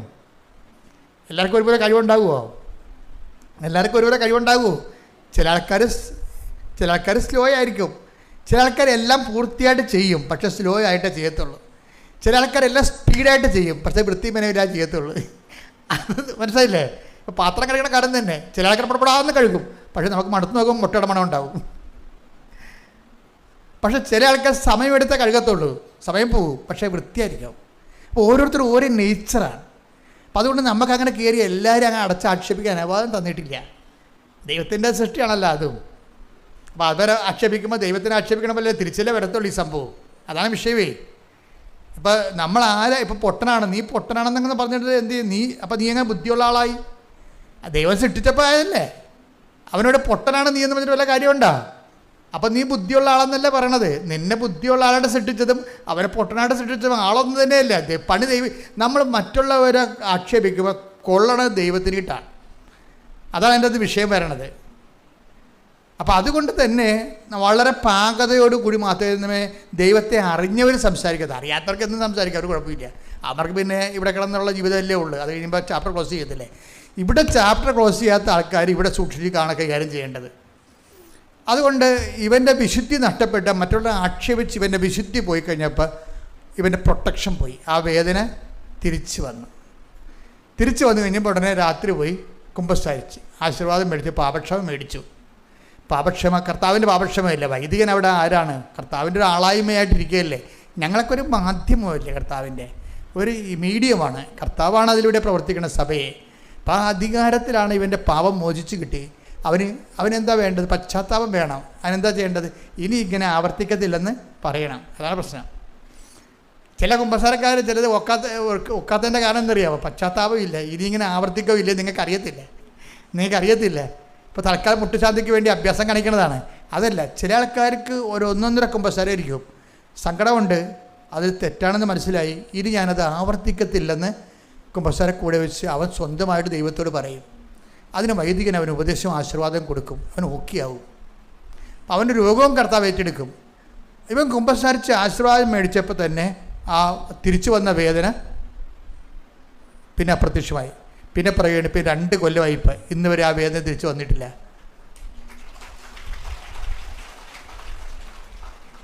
അപ്പോൾ ഇങ്ങനെ കുറച്ച് നാൾ ജീവിച്ചു കഴിഞ്ഞപ്പോൾ ബൈജൂസിനെ അമ്മയുമായിട്ടൊരു കമ്മ്യൂണിക്കേഷൻ ഒരു കമ്മ്യൂണിക്കേഷൻ സംസർഗ മേഖല രൂപപ്പെട്ട് വന്നു. ഇവർ തമ്മിൽ സംസാരിക്കുന്ന രീതിയിലായി. അപ്പോൾ അമ്മയോട് പറഞ്ഞു, അമ്മേ എനിക്ക് ട്രാൻസ്ഫറാണ്, ഞാൻ പുതിയ സ്ഥലത്തേക്ക് പോവുകയാണ്. പക്ഷെ അവിടെ എനിക്ക് കരാട്ട ക്ലാസ്സൊക്കെ നടത്തി വല്ല 10 പൈസ ഭക്ഷണം കഴിക്കാൻ കിട്ടണമെങ്കിൽ കുറേ നാളെടുക്കും. എന്നെ ആർക്കും അറിയത്തില്ല. അപ്പോൾ അതുകൊണ്ട് എനിക്ക് അവിടെ ഒരു ജോലി തരപ്പെടുത്തി തരണം, വാടകയൊക്കെ അടക്കണം, കുഞ്ഞുങ്ങളെ പഠിപ്പിക്കണം.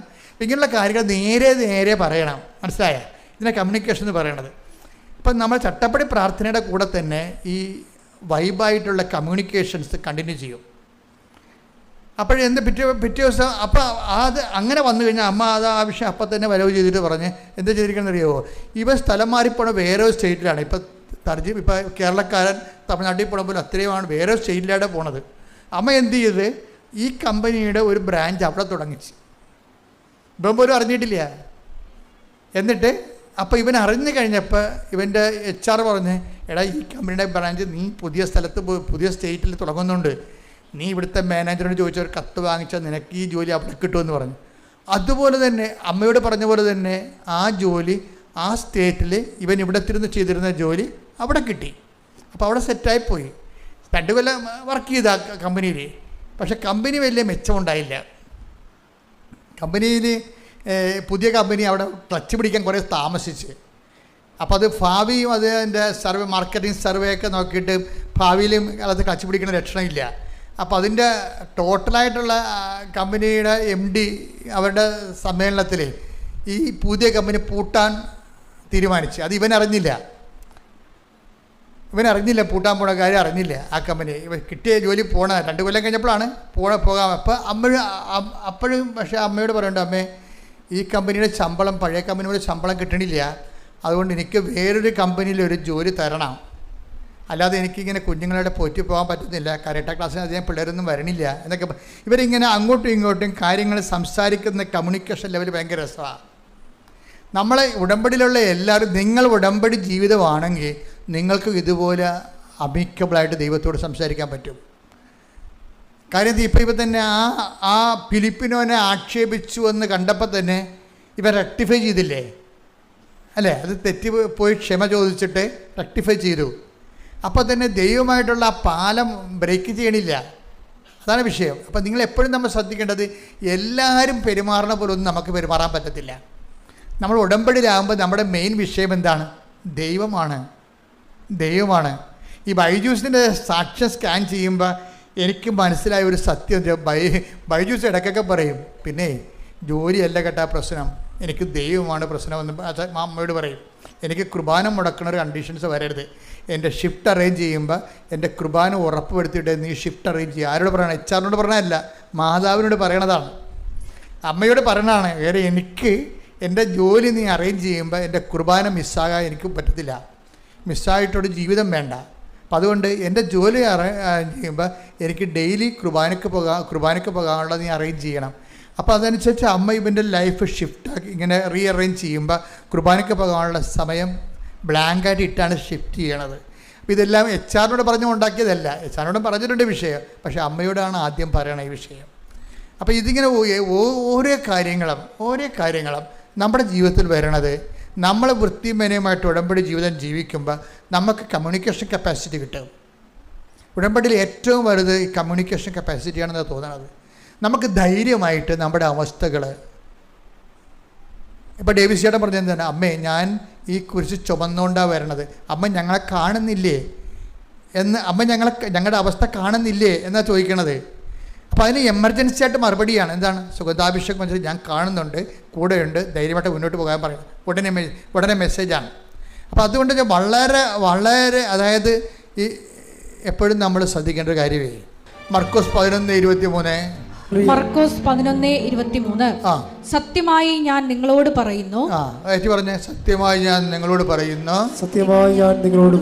ആരെങ്കിലും ഈ മലയോട് ഇവിടെ നിന്ന് മാറി കടലിൽ ചെന്ന് വീഴുക എന്ന് പറയുകയും ഹൃദയത്തിൽ ശങ്കിക്കാതെ താൻ പറയുന്നത് സംഭവിക്കുമെന്ന് വിശ്വസിക്കുകയും ചെയ്താൽ അവനത് സാധിച്ചു കിട്ടും. ഇത് ഞാൻ സെമിനാരി പഠിക്കണ കാലം മുതൽ കേൾക്കണതാണ്. അപ്പോൾ ഞാൻ പറയും ഇതൊന്നും നടക്കാൻ പോണില്ല, മലയൊക്കെ പോയി കടലിൽ വീഴാൻ പോകണം നമ്മൾ പറയുമ്പോൾ. പക്ഷേ എന്താ പ്രശ്നം എന്നറിയാം? എന്താ പറഞ്ഞിരിക്കണത്? കർത്താവ് പറഞ്ഞ ഒരു കാര്യം തെറ്റിപ്പോകത്തില്ല. മലയെന്ന് പറഞ്ഞാൽ എന്താണ്? എവറസ്റ്റ് കൊടിമുടിയും സഖ്യപ്രദവും അല്ല, ജീവിത തടസ്സങ്ങളാണ്. ബൈജുവിന് എന്തുമാത്രം മലകളാണ് വരണമെന്ന് നോക്കിയേ. കരാട്ട ക്ലാസ്സിൽ പിള്ളേരില്ല, അതൊരു മലയല്ലേ. നിങ്ങൾക്ക് ഇത് വരുന്നില്ല, വിസ പുതുക്കി കിട്ടണില്ല, അതൊരു മലയല്ലേ. ജീവിത വഴികളുടെ ഒരു തടസ്സത്തിനല്ലേ മലയെന്ന് പറയണത്. ജീവിത വഴികളിലുള്ള തടസ്സം, അതിനാണ് ഈ മലയെന്ന് പറയണത്. അപ്പോൾ സുവിശേഷത്തിലെ അപ്പോൾ എന്താ പറയണത്? ഹൃദയത്തിൽ എന്ന് വായിച്ചേ, ഹൃദയത്തിൽ ശങ്കിക്കാതെ താൻ പറയുന്നത് സംഭവിക്കുമെന്ന് വിശ്വസിക്കുകയും ചെയ്താൽ അവന് അത് സാധിച്ചു കിട്ടും. ഒരു കാര്യം സാധിച്ചു കിട്ടുന്നല്ലേ പറഞ്ഞത്. നിങ്ങൾ പറയല്ലേ, നിങ്ങൾ കാര്യസാധ്യത്തിനാണ് കൃപാസത്യത്തിൽ പോണത്. സംശയം എന്താ? കാര്യസാധ്യത്തിനല്ലേ വരുന്നത് അല്ലേ? ആണ്. അതെന്താണ്? അതിന് പ്രൊവിഷനുണ്ട്. എന്താണ് അതിൻ്റെ പ്രൊവിഷൻ? എന്താണ്? നിങ്ങൾ ഒന്ന് വായിച്ച്, സത്യമായി ഞാൻ നിങ്ങളോട് പറയുന്നു, സത്യമായി ഞാൻ നിങ്ങളോട് പറയുന്നു, ആരെങ്കിലും ഈ മലയോട് ഇവിടെ നിന്ന് മാറി കടലിൽ ചെന്ന് വീഴുക എന്ന് പറയുകയും ഹൃദയത്തിൽ ശങ്കിക്കാതെ താൻ പറയുന്നത് സംഭവിക്കുമെന്ന് വിശ്വസിക്കുകയും ചെയ്താൽ അവനത് സാധിച്ചു കിട്ടും. എന്നാ പറയണത്. എന്ത് ചെയ്യണം? ഹൃദയത്തില് ശങ്കിക്കരുത്. അവിടെയാണ് നമ്മുടെ പ്രശ്നം. ആധ്യാത്മിക ജീവിതത്തിൻ്റെ പ്രശ്നം എന്ന് പറയുന്നത് ആൾക്കാർക്ക് എല്ലാവർക്കും 99% ആൾക്കാർക്കുള്ള പ്രശ്നം എന്താണ്? ഹൃദയത്തിൽ ശങ്കയാണ്. നമ്മുടെ മുമ്പിലുള്ള ത്രെട്ട് എന്താണ്? ചാലഞ്ച് എന്താണ്? ഈ ഹൃദയത്തിൽ ശങ്ക എങ്ങനെ മാറ്റാവുന്നുള്ളതാണ് അല്ലേ? എല്ലാത്തിൻ്റെയും പ്രശ്നം എന്താണ്? ഇപ്പം കൃപാസനത്തിൽ 23 കൊല്ലം മക്കളില്ലാത്തവരുണ്ട്. ആ 23ാമത്തെ കൊല്ലം ഉടമ്പടി എടുക്കുമ്പോൾ അവർക്ക് മക്കളായി. എന്താ കാര്യം? അവർ ഹൃദയത്തിൽ ശങ്കിക്കുന്നില്ല. കർത്താവ് എനിക്ക് മക്കളെ തരുമെന്ന് 23 കൊല്ലവും കണ്ട ഡോക്ടർമാരും ചെയ്ത പരീക്ഷണങ്ങളും എല്ലാം പറഞ്ഞത് നിനക്ക് മക്കളെ കിട്ടത്തില്ലെന്നാണ് പറഞ്ഞത്. അതൊരു മല പോലെ അങ്ങ് വന്ന് നിൽക്കുകയാണ്. ഈ മലയോടാണ് മാറിപ്പോയി കടലിൽ വീഴാൻ പറയണത്. എന്താണ്? ഉടമ്പടി എന്ന് പറയുന്നത് മലകൾ, ജീവിതത്തിൻ്റെ മലകളോട് നമ്മൾ നടത്തുന്ന ജീവിതം കൊണ്ടുള്ള ശാസ്ത്രയാണ് പോയി കടലിൽ വീഴാൻ പറയണത്. എങ്ങനെയാണ്? ഹൃദയത്തിലെ ശങ്കിക്കാതെ. ഇനി ഹൃദയത്തിൽ ശങ്കിക്കാതിരിക്കണമെങ്കിൽ എന്ത് ചെയ്യണം? അവിടെയാണ് പ്രശ്നം. ബുദ്ധിയിലല്ല ശങ്കയുള്ളത്. ബുദ്ധിയിൽ ശങ്കിച്ചാലും കുഴപ്പമൊന്നുമില്ല. ബുദ്ധി കൊണ്ട് നടക്കുക എന്നാണ് റീസണല്ലേ അവിടെ ഉപയോഗിക്കണത്. അയ്യോ അതെങ്ങനെ നടക്കാനാണ്? നടക്കത്തില്ലല്ലോ. കാര്യം ഒരു സീറ്റേ ഉള്ളൂ. സുവോളജിക്ക് എന്നെക്കാളും എനിക്ക് 90% മാർക്കേ ഉള്ളൂ. ബോട്ടണിക്ക് 99% മാർക്ക് കിട്ടിയ ആളുണ്ട്. അപ്പോൾ അവരെ എടുക്കുക, എന്നെ എടുക്കുക, അത് ന്യായമല്ലല്ലോ എന്നൊക്കെ നമുക്ക് ബുദ്ധി കൊണ്ട് ആലോചിച്ചിട്ട് നമുക്ക് വേണമെങ്കിൽ അണ്ടർ എസ്റ്റിമേറ്റ് ചെയ്യാം. പക്ഷേ ബുദ്ധിയുടെ വിഷയം വിശ്വാസത്തിൽ വരുന്നില്ല. ഹൃദയത്തിൽ എന്താ ഈശോ പറഞ്ഞത്? ബുദ്ധി ശങ്കിക്കാതെ എന്നല്ല പറയണത്. ബുദ്ധി ശങ്കിക്കാൻ 100,000 കാര്യമുണ്ട്. ബൈബിൾ വർക്കൗട്ട് ചെയ്യണത്, ഉടമ്പടി വർക്കൗട്ട് ചെയ്യണത് ബുദ്ധിയുമായിട്ടുള്ള സംഭവമാണ്. ബുദ്ധി എന്ന് പറഞ്ഞാൽ മെറിറ്റിൻ്റെ വിഷയമാണ്. ഒരാൾക്ക് 90 ഒരാൾക്ക് 99 ആണെങ്കിൽ മെറിറ്റല്ലേ പറയാം. അപ്പോൾ ഉടമ്പടി എന്താ സംഭവിച്ചിരിക്കുന്നത്? നോട്ട് ബൈ മെറിറ്റാണ്, ബട്ട് ബൈ ഗ്രേസ്. അതാണ് ഹൃദയം പറയണതിൻ്റെ കാര്യം. അതാ ഹൃദയം പറയണത് കർത്താവിൻ്റെ കൃപ നിങ്ങളുടെ ആത്മാവിൻ്റെ കൂടെ ഉണ്ടാകട്ടെ എന്നല്ലേ പറയണത്. Take the bed of God.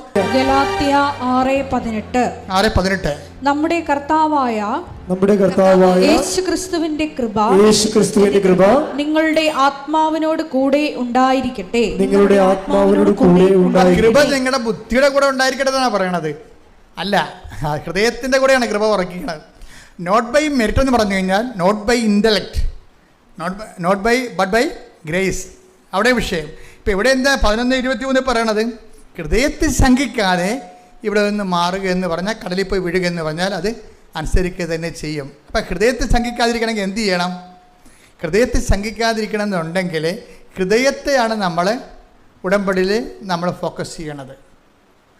ഹൃദയത്തെ എങ്ങനെ ഫോക്കസ് ചെയ്യണത്? സംശയങ്ങൾ എങ്ങനെയാണ് മാറണത്? ഹൃദയത്തിൽ സംശയിക്കാതെ അല്ലേ സംശയങ്ങൾ എങ്ങനെയാണ് മാറണത്? സ്നേഹം എല്ലാം വിശ്വസിക്കുന്നു. കണ്ടാ സംഭവം ഉണ്ടല്ലേ? അതാണ് വിഷയം. ഹൃദയത്തിൽ ശങ്കിക്കാതിരിക്കണമെന്നുണ്ടെങ്കിൽ 1 Corinthians 13:7 വർക്കൗട്ട് ചെയ്യണം. എടുത്ത് 1 Corinthians 13:7. സ്നേഹം സകലതും സഹിക്കുന്നു. പറഞ്ഞേ. സ്നേഹം സകലതും സഹിക്കുന്നു, സകലതും വിശ്വസിക്കുന്നു, സകലതും പ്രത്യാശിക്കുന്നു, സകലത്തെയും അതിജീവിക്കുന്നു. അപ്പൊ സ്നേഹമാണ് വിഷയം. ഹൃദയത്തിൽ ശങ്കിക്കാതിരിക്കുന്നതിന് കാരണം എന്താണ്? സ്നേഹം ഡെവലപ്പ് ചെയ്തെടുക്കണം. ഇതുകൊണ്ടാണ് ഉടമ്പടിയിൽ ഉപവി പ്രവർത്തനങ്ങൾ ഒത്തിരി ഉള്ളത്. അപ്പോൾ ഉടമ്പടി പ്രവർത്തനം ചെയ്യുമ്പോൾ അച്ഛൻ പറഞ്ഞു ഉടമ്പടി എടുത്തതാണ് ഞങ്ങൾ അതുകൊണ്ടാണ് ചെയ്യുമെന്ന് പറയരുത്. അവിടെയാണ് നിങ്ങൾക്ക് പ്രശ്നം വരുന്നത്. നിങ്ങളിതെല്ലാം ചെയ്യുന്നുണ്ട് വൃത്തിമേനമായിട്ട്. ഉപവി ചെയ്യുന്നുണ്ട്, ഓർഫനേജിൽ പോകുന്നുണ്ട്, ദാനധർമ്മം ചെയ്യുന്നുണ്ട്, കുഞ്ഞുങ്ങൾക്ക് ഉടുപ്പ് കൊടുക്കുന്നുണ്ട്, ഭക്ഷണമില്ലാതെ ഭക്ഷണം കൊടുക്കുന്നുണ്ട്, സഹായിക്കുന്നുണ്ട്, എല്ലാ പണിയും നിങ്ങൾ ചെയ്യുന്നുണ്ട്. പക്ഷേ നിങ്ങളുടെ വിസ പുതുക്കി കിട്ടാനാണ്. അതാണ് കുഴപ്പം. മനസ്സിലായില്ലേ?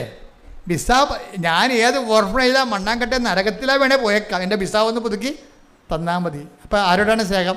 വിസയുടെ സ്നേഹം. എന്നുവെച്ചാൽ നമ്മുടെ തന്നെയാണ്. ദൈവത്തിന് അവിടെ റോളില്ല. നമുക്ക് പറ്റുന്ന ഒരു അബദ്ധം അതാണ്. എന്തുകൊണ്ടാണ് വ്യക്തികൾ ദൈവസ്നേഹത്തെ വളരാത്തതിൻ്റെ കാരണം? അവർ ദൈവത്തിനെ അല്ല സ്നേഹിക്കണത്.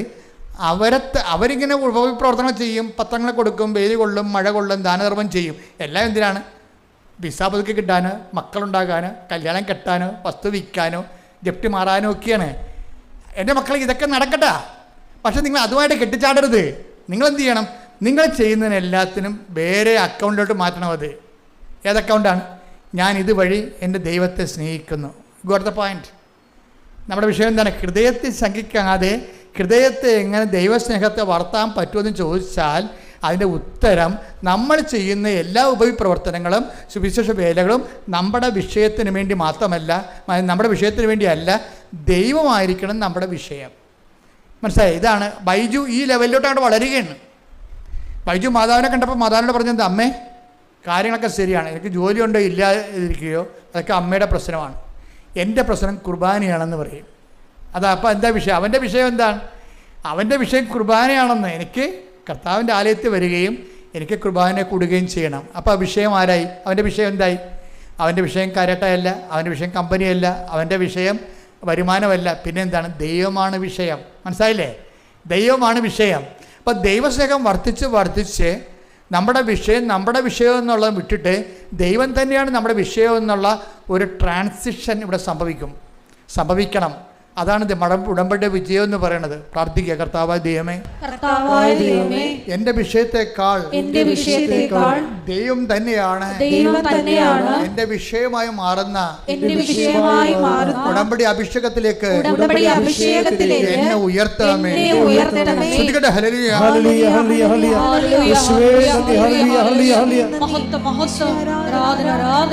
ദൈവപിതാവേ നന്ദി, ദൈവപിതാവേ മഹത്വം, ദൈവപിതാവേ ആരാധന. വഴികളെ ഓർത്തിടുമ്പോ കരുതിയ കരുതൽ നിനച്ചിടുമ്പോ നടത്തിയ വഴികളെ ഓർത്തിടുമ്പോ കരുതിയ കരുതൽ നിനച്ചിടുമ്പോ സ്തുതിക്കുവാനായിരം നാവുപോരായേ എങ്കിലും നാവോളം സ്തുതിക്കും. സ്തുതിക്കുവാനായിരം നാവുപോരായേ എങ്കിലും നാവോളം സ്തുതിക്കും. പരിശുദ്ധ പരമ ദിവ്യകാരുണ്യത്തിന് ആരാധനയും സ്തുതിയും പുകഴ്ചയും ഉണ്ടായിരിക്കട്ടെ. പരിശുദ്ധ പരമ ദിവ്യകാരുണ്യത്തിന് ആരാധനയും സ്തുതിയും പുകഴ്ചയും ഉണ്ടായിരിക്കട്ടെ. ഇപ്പോൾ ഈ മല എന്ന് പറയുന്നത്, ഇപ്പോൾ ഇവൻ്റെ ജോലി കമ്പനി പൂട്ടാൻ പോകുകയല്ലേ.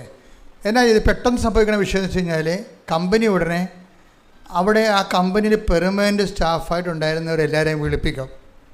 ഇത് പറയും, ഞങ്ങളുടെ ആ പുതിയ കമ്പനി പൂട്ടുകയാണ്, അതുകൊണ്ട് നിങ്ങൾക്ക് തൊഴിൽ കണ്ടുപിടിക്കണവരെ നിങ്ങൾക്കൊരു പാരിതോഷികം തരും, റെമ്യൂണറേഷൻ, നഷ്ടപരിഹാരം. ഞങ്ങളുടെ കമ്പനി പൂട്ടുകയാണ്, അതുകൊണ്ട് നിങ്ങൾക്കൊരു തൊഴിൽ കണ്ടുപിടിക്കണവരെ $30,000 കൊടുത്തു കമ്പനി. ബൈജു പറയണത്, എനിക്ക് തൊഴിലില്ല, പക്ഷേ എനിക്ക് കമ്പനി $30,000 തന്ന്, അതുകൊണ്ട് എനിക്കിന്ന് ജോലി കണ്ടുപിടിക്കണവരെ. അപ്പോൾ അമ്മയോട് പറഞ്ഞു, അമ്മ ഒരു 100 പിള്ളേരെ തരുമെങ്കിൽ ഞാൻ പച്ച പിടിച്ച് പോകുമെന്ന് പറയും.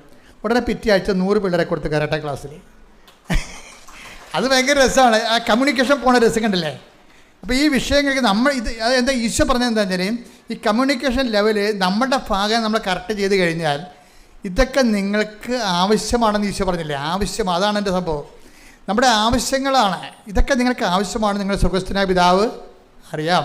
പിന്നെ ആദ്യം ദൈവരാജ്യത്തെയും ബൈജു ചെയ്യണത് അതാണ്. ബൈജു എല്ലാം ചെയ്യണത് എന്താണ്? ആദ്യം ദൈവത്തിൻ്റെ കാര്യം. ഇപ്പം നമ്മൾ ദൈവത്തിൻ്റെ കാര്യം പോലും നമ്മുടെ കാര്യം കഴിഞ്ഞിട്ടാണ് കാണുന്നത്. അവിടെയാണ് ഇങ്ങനെ വെള്ളം വന്ന് വള്ളത്തിൻ്റെ അകത്ത് കിടക്കുകയാണ്. അതാണ് മുങ്ങിപ്പോണത്. നമ്മൾ ആദ്യം നമ്മുടെ കാര്യം പോലും ദൈവത്തിൻ്റെ കാര്യം എന്ന് പറയണത് നമ്മുടെ കാര്യമായിട്ടാണ് ഇരിക്കുന്നത്. നമ്മുടെ കാര്യം താമസിക്കിടയ്ക്ക് നമ്മുടെ ഉടമ്പടി പ്രാർത്ഥന കുഴപ്പവും. അതിൻ്റെ അർത്ഥം എന്താ? ദൈവത്തിൻ്റെ കാര്യത്തിൽ പ്രാധാന്യമില്ല, നമ്മുടെ വൈദ്യപ്പെടുപ്പിന് വേണ്ടിയാണ് കെട്ടിയെടുത്ത് ഇറങ്ങിയിരിക്കണം എന്നുള്ളത് ദൈവത്തിന് മനസ്സിലാകത്തില്ലേ? അതുകൊണ്ടാണ് ഡ്രൈ കവനൻ്റ് ഉണ്ടാകണത്. അപ്പോൾ നിങ്ങളെപ്പോഴും ദൈവമായിരിക്കണം വിഷയം. അതായത് ആദ്യം ചെയ്യേണ്ടത്, നമ്മൾ ഇപ്പോൾ സുവിശേഷത്തിൻ്റെ അകത്ത് ഒരു നല്ലൊരു സർജറി ഉള്ളത് നമുക്കറിയാം. ഈ സർജറി ഓപ്പറേഷൻ നടക്കുന്നത്, സുവിശേഷത്തിൻ്റെ അകത്ത് ഓപ്പറേഷൻ നടക്കുന്നത് ഈ ധാരണകളിലാണ് വരണത്. ധാരണകൾ എപ്പോഴും വരുന്ന ഒരു വിഷയം. നമ്മുടെ ആധ്യാത്മിക ജീവിതം, ഇപ്പം മുമ്പ് പറഞ്ഞ പോലെ, സംശയം കുറക്കാൻ എന്താ ചെയ്യേണ്ടത്? സ്നേഹം കൂട്ടണം. അതാണ് സംശയം, അല്ലേ?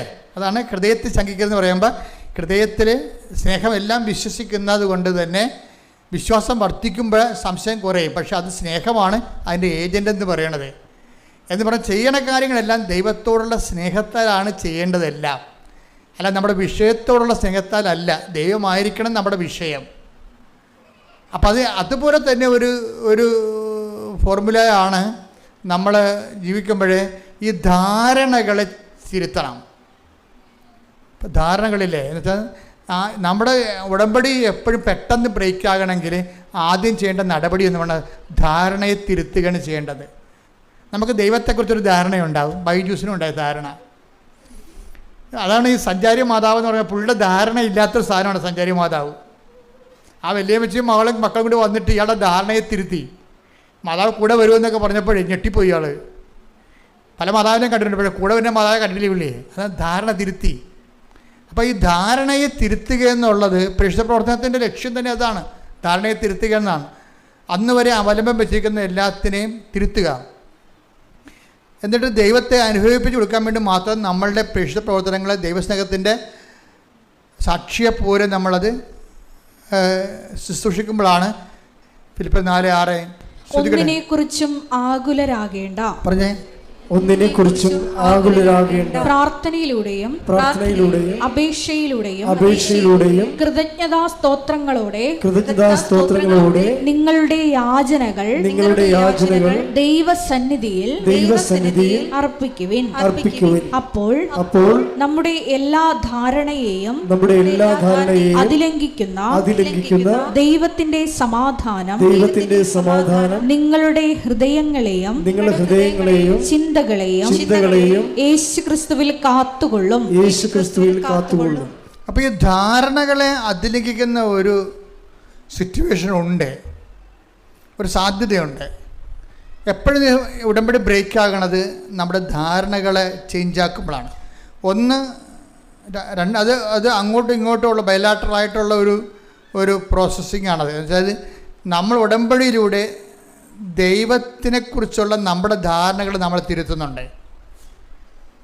പിന്നെന്താണ്, ദൈവത്തിന് നമ്മളെക്കുറിച്ചൊരു ധാരണയുണ്ട്, അതാണ് ആദ്യം തിരുത്തേണ്ടത്. ദൈവത്തിന് നമ്മളെക്കുറിച്ച് ഒരു ധാരണയുണ്ടല്ലോ, അതല്ലേ.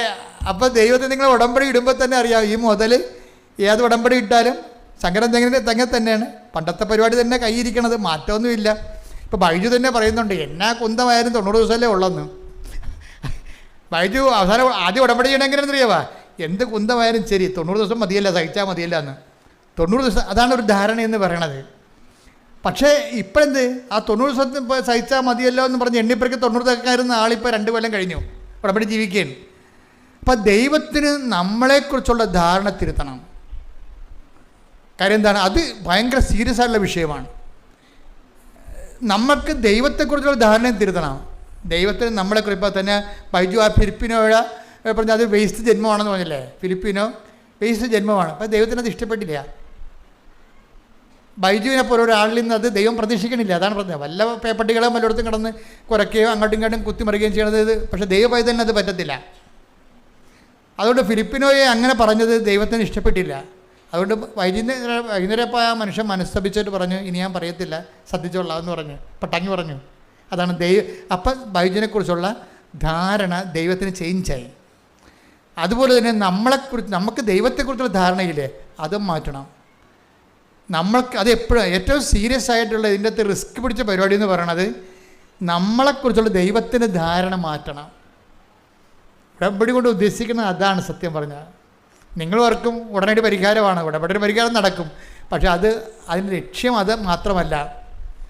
നമ്മളെക്കുറിച്ചുള്ള ദൈവത്തിൻ്റെ ധാരണകൾ നമ്മൾ ചേഞ്ച് ആക്കണം. നമ്മുടെ നിലപാടിലൂടെ, നയത്തിലൂടെ, സമീപനത്തിലൂടെ. അത് നമ്മളെക്കുറിച്ച് ദൈവത്തിനുള്ള ധാരണ. ഇപ്പം നിങ്ങൾ 1 തെസ്സലോനിയൻസ് 5:16 എടുത്ത് എപ്പോഴും സന്തോഷത്തോടെ ഇരിക്കുവിൻ. തന്നെയല്ലേ അത്. ഫിലിപ്പിയർ 4:6 തന്നെ അത് എന്താണ് പറഞ്ഞേ, എപ്പോഴും സന്തോഷത്തോടെ ഇരിക്കുവിൻ, ഇടവിടാതെ പ്രാർത്ഥിക്കുവിൻ, എല്ലാ കാര്യങ്ങളിലും നന്ദി പ്രകാശിക്കുവിൻ. ഇതാണ് യേശുക്രിസ്തുവിൽ നിങ്ങളെ സംബന്ധിച്ചുള്ള ദൈവഹിതം. അപ്പൊ ദൈവത്തിന്റെ ധാരണ ഇതാണ്. നമ്മളെ സംബന്ധിച്ചിടത്തോളം ദൈവത്തിൻ്റെ ധാരണയുണ്ട്.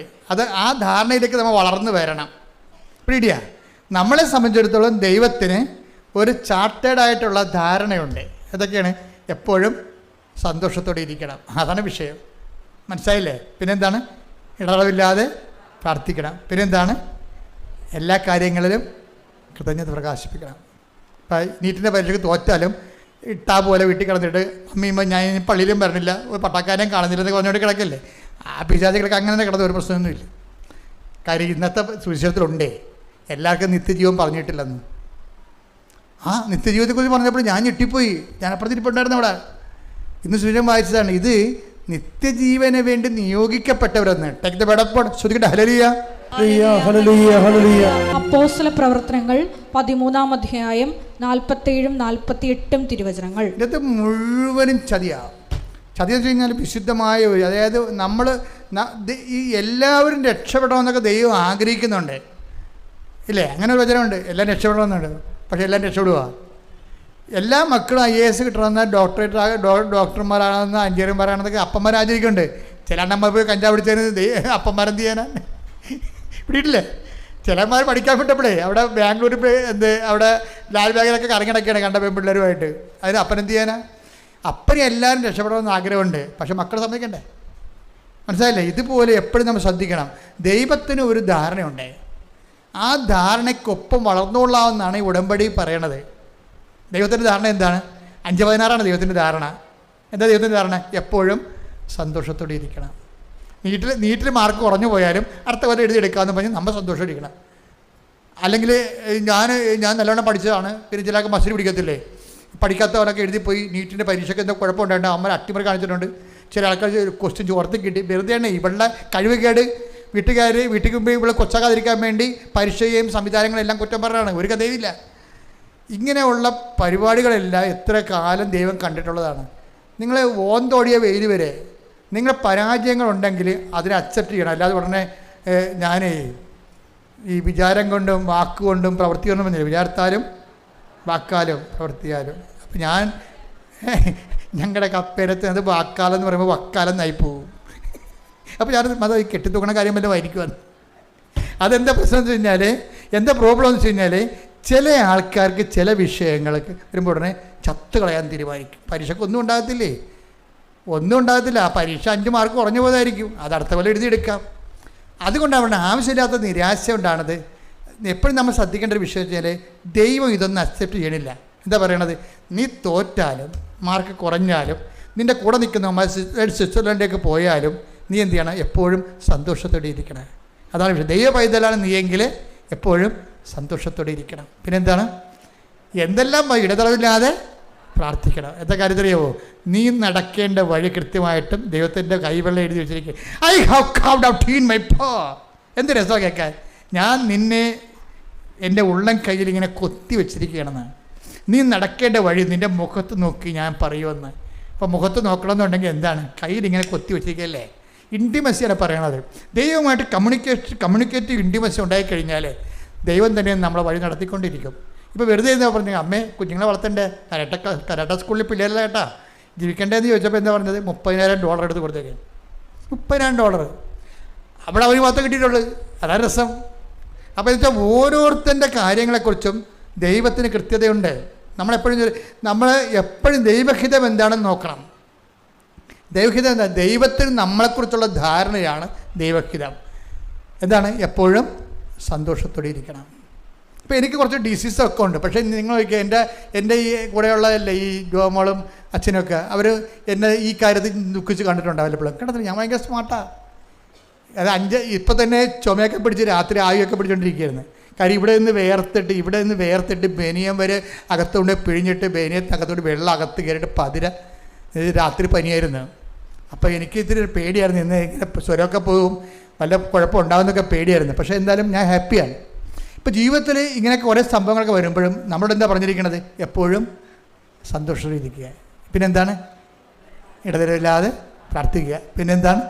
എല്ലാ കാര്യങ്ങളെയും ഓർത്തുകൊണ്ടും. അല്ലാതെ നിനക്ക് വിജയം തരുന്ന കാര്യം മാത്രമല്ല, എല്ലാവർക്കും വിജയം തരുന്ന കാര്യം മാത്രമല്ല, എല്ലാ കാര്യങ്ങളെയും ഓർത്തുകൊണ്ട് നന്ദി പറയണം. ഞാൻ അതായത് എപ്പോഴും എൻ്റെ പ്രശ്നം വെച്ചാൽ, ഞാൻ സെമിനാരി പഠിക്കുന്ന കാലത്ത് 2 മാസമൊക്കെ രാത്രി കിടന്ന് കരയുമായിരുന്നു.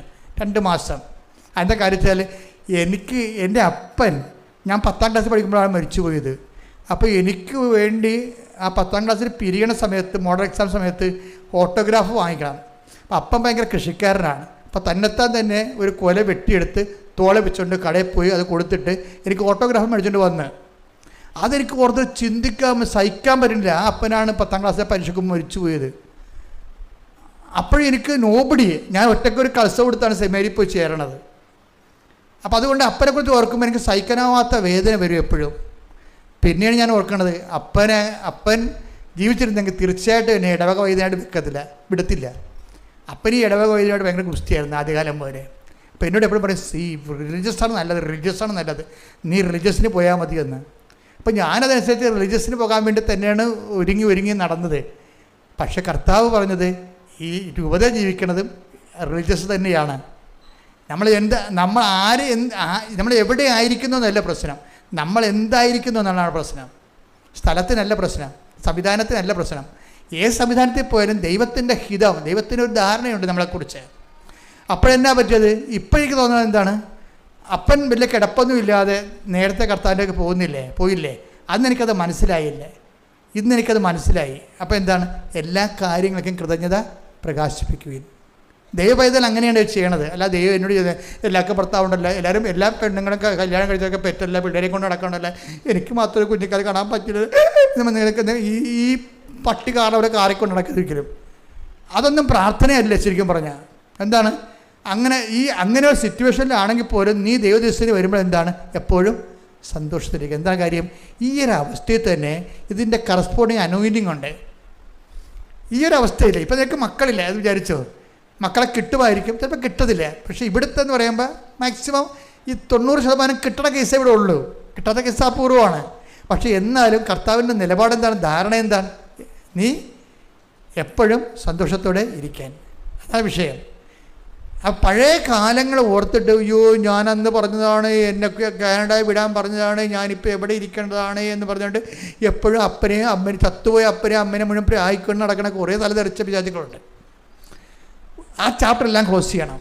കഴിഞ്ഞ കാലങ്ങളിൽ സംഭവിച്ച വിഷയങ്ങൾ എൻ്റെ കർത്താവ് ഒന്നും സംഭവിച്ചിട്ടില്ല, നിന്നെക്കുറിച്ച് ഇതാണ് ദൈവഹിതം എന്നുണ്ടെങ്കിൽ ആ ദൈവഹിതം അക്സെപ്റ്റ് ചെയ്തിട്ട് നീ സന്തോഷമായിട്ടിരിക്കണം എപ്പോഴും. എന്താ സോചന, എന്താണ്, എപ്പോഴും സന്തോഷിച്ചിരിക്കുക. വിശുദ്ധ ജീവിതം എന്ന് പറഞ്ഞാൽ ആത്മാവിലുള്ള ജീവിതമല്ലേ. അവിടെയാണ് എന്താ പ്രശ്നം, നമ്മളെ എന്ത് കിട്ടിയാലും പോയാലും നമ്മളെപ്പോഴും പറയുമ്പോൾ മറ്റതാണ് ശരി എന്ന് പറയുമ്പോൾ എപ്പോഴും നമ്മൾ ചില വീഡിയോ നമ്മൾ കണ്ടിട്ടില്ലേ, ചില പട്ടികളെ, കൊച്ചു പട്ടിനെയും വലിയ പട്ടിനെയും കൂടി ജയമാനം വരെ നടത്തിയിട്ട് എന്ത് ചെയ്യുന്നത് വെച്ച് കഴിഞ്ഞാൽ, ഈ പട്ടി ഭക്ഷണം കഴിക്കുന്ന സമയത്ത് ആ മറ്റേ പട്ടിയുടെ പാത്രത്തിൽ എന്തൊക്കെയാണ് കിട്ടണമെന്ന് നോക്കിക്കൊണ്ടിരിക്കും പട്ടി. എന്നിട്ട് കിടന്ന് കരയ്ക്കും. എന്ന് പറഞ്ഞ പോലെ തന്നെ മറ്റുള്ളവർക്ക് എന്ത് കിട്ടിയെന്നുള്ളത് നമ്മുടെ സബ്ജക്റ്റ് അല്ല. മനസ്സിലായില്ലേ?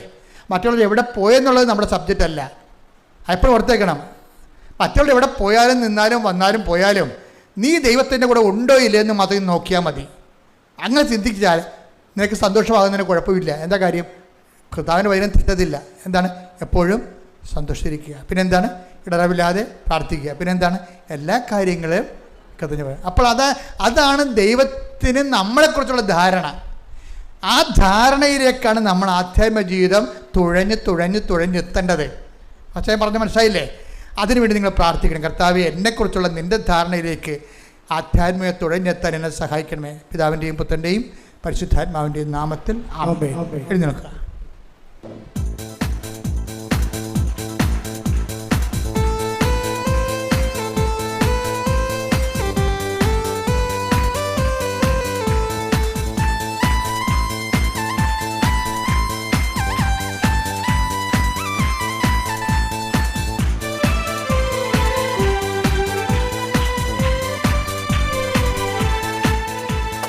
ആത്മസന്തോഷം കൊണ്ടാനന്ദിപ്പാൻ കൊണ്ട് നിറയ്ക്കണമേ.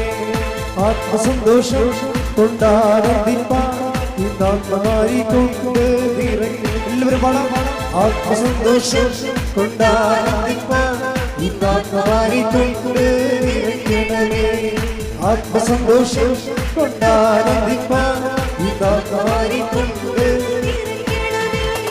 ദൈവത്തിന്റെ തേജസ്സിനിടെ പ്രകാശ പ്രകാശിക്ക വേണം വെളിച്ചമായി ദൈവത്തിന്റെ തേജസ്സിവിടെ പ്രകാശിക്ക വേണം വെളിച്ചമായി ആത്മസന്തോഷം കൊണ്ടാനന്ദിപ്പാൻ ഇന്നാത്മാരിക്കൊണ്ട് നിറയ്ക്കണമേ ആത്മസന്തോഷം കൊണ്ടാനന്ദിപ്പാൻ ഇന്നാത്മാരിക്കൊണ്ട് നിറയ്ക്കണമേ സ്വർഗ സന്തോഷം കൊണ്ടാനന്ദിപ്പാൻ ആത്മശക്തിയാൽ എന്നെ നടക്കണമേ സ്വർഗ സന്തോഷം കൊണ്ടാനന്ദിപ്പാൻ ആത്മശക്തിയാൽ എന്നെ നടത്തണമേ ആത്മസന്തോഷം കൊണ്ടാനന്ദിപ്പാൻ ഇന്നാത്മാരിക്കൊണ്ട് നിറയ്ക്കണമേ ആത്മസന്തോഷം കൊണ്ടാനന്ദിപ്പാൻ ഇന്നാത്മാരിക്കൊണ്ട് ഹല്ലേലൂയ ഹല്ലേലൂയ ഹല്ലേലൂയ യേശുവേ നന്ദി യേശുവേ ആരാധന ഹല്ലേലൂയ ഹല്ലേലൂയ യേശുവേ നന്ദി ഹല്ലേലൂയ യേശുവേ മഹത്വ ആരാധന ഹല്ലേലൂയ ഹല്ലേലൂയ യേശുവേ ഹല്ലേലൂയ നമസ്കാരം യേശുവേ മഹത്വ ആരാധന ഹല്ലേലൂയ ഹല്ലേലൂയ യേശുവേ ഹല്ലേലൂയ വിശുദ്ധ പരമദിവ്യകാരുണ്യത്തിന് എന്നേരവും ആരാധനയും സ്തുതിയും പുകഴ്ചയും ഉണ്ടായിരിക്കട്ടെ. പരിശുദ്ധ പരമദിവ്യകാരുണ്യത്തിന് എന്നേരവും ആരാധനയും സ്തുതിയും പുകഴ്ചയും ഉണ്ടായിരിക്കട്ടെ. എൻ്റെ മക്കളെ, രോഗമുള്ളിടത്ത് കൈകൾ വെക്കുക. ശ്വാസകോശ രോഗികളുണ്ടാകും, കരൾ രോഗികളുണ്ടാകും, കിഡ്നി രോഗികൾ, ശ്വാസകോശ രോഗികൾ, ഹൃദയ രോഗികൾ. അപ്പോൾ മാതാവ് ജീവനോടെ പ്രത്യക്ഷപ്പെട്ട സ്ഥലമാണ്. നമ്മുടെ പ്രത്യക്ഷീകരണത്തിന് യോഗ്യതയിലാണ് നിങ്ങൾ ഈ പ്രാർത്ഥനയിൽ പങ്കെടുക്കേണ്ടത്. ചെവിക്ക് വേദനയുള്ളവരുണ്ടാകും, എവിടെയെങ്കിലും സിസ്റ്റോ മുഴയോ ഒക്കെ ഉള്ളവരുണ്ടാകും, നടുവേദനക്കാരുണ്ടാകും, പിൻകഴുത്തിന് വേദനയുള്ളവരുണ്ടാകും, സോറിയാസിസ് രോഗങ്ങൾ, പിസ്റ്റുല രോഗങ്ങൾ, PCOD രോഗങ്ങൾ, RSS രോഗങ്ങൾ, ശരീരം മൊത്തം പല പല രോഗങ്ങളുണ്ടാകും. അതെല്ലാം കൈകൾ പൊതിഞ്ഞ് അച്ഛൻ വെച്ചിരിക്കണ പോലെ വെക്കണം. ഇനി നിങ്ങൾ സ്തുതിച്ചേ. ഹല്ലേലൂയ ഹല്ലേലൂയ ഹല്ലേലൂയ. കർത്താവേ, നിന്റെ ഉന്നതമായ നാമത്തിന് സ്തോത്രം ചെയ്യുന്നു. കർത്താവേ, നിന്റെ വിശുദ്ധ പൗരോഹിത്യത്തെ മഹത്വപ്പെടുത്തണമേ. കർത്താവേ, സഭയിലുള്ള സാന്നിധ്യം പ്രകടമാക്കണമേ. 39 വർഷം ഞാൻ അർപ്പിച്ച കൃപായുടെ യോഗ്യതയാൽ കൃപാസ്ഥാനത്താറെ ജീവനോടെ പ്രത്യക്ഷപ്പെട്ട പരിശുദ്ധ അമ്മയുടെ മാധ്യസ്ഥത്താൽ അൾത്താറയിൽ നടന്ന 10,000-കണക്കിന് ആരാധന ശക്തിയാൽ കർത്താവിൻ്റെ ശക്തി നിങ്ങൾക്ക് ആവശ്യിക്കട്ടെ. കർത്താവിൻ്റെ സ്തുതിക്കട്ടെ, സ്തുതിക്കട്ടെ. കർത്താവിൻ്റെ ശക്തി നിങ്ങൾക്ക് ആവശ്യിക്കട്ടെ. കർത്താവിൻ്റെ ശക്തി നിങ്ങൾക്ക് ആവശ്യിക്കട്ടെ. കർത്താവേ, നിന്റെ തിരുവിലാവിലെ മുറിവിനെ ഓർത്തുകൊണ്ട് അങ്ങയുടെ ശക്തി, രോഗസൗഖ്യ ശക്തി, മനസ്സൗഖ്യ ശക്തി ഇപ്പോൾ മക്കളിലേക്ക് ആവശ്യിക്കട്ടെ. അങ്ങയുടെ അവകാശവും ഓഹരിയുമായ തിരുസഭയോട് നീ കാരുണ്യം കാണിക്കണമേ. ഇവിടെ തീർത്ഥാടനത്തിൽ പ്രാർത്ഥിക്കുന്നവർ, വീട്ടിലിരുന്ന് ഓൺലൈനിൽ പ്രാർത്ഥിക്കുന്നവരുടെ മേലും കർത്താവിൻ്റെ ശക്തി ഒഴുകട്ടെ.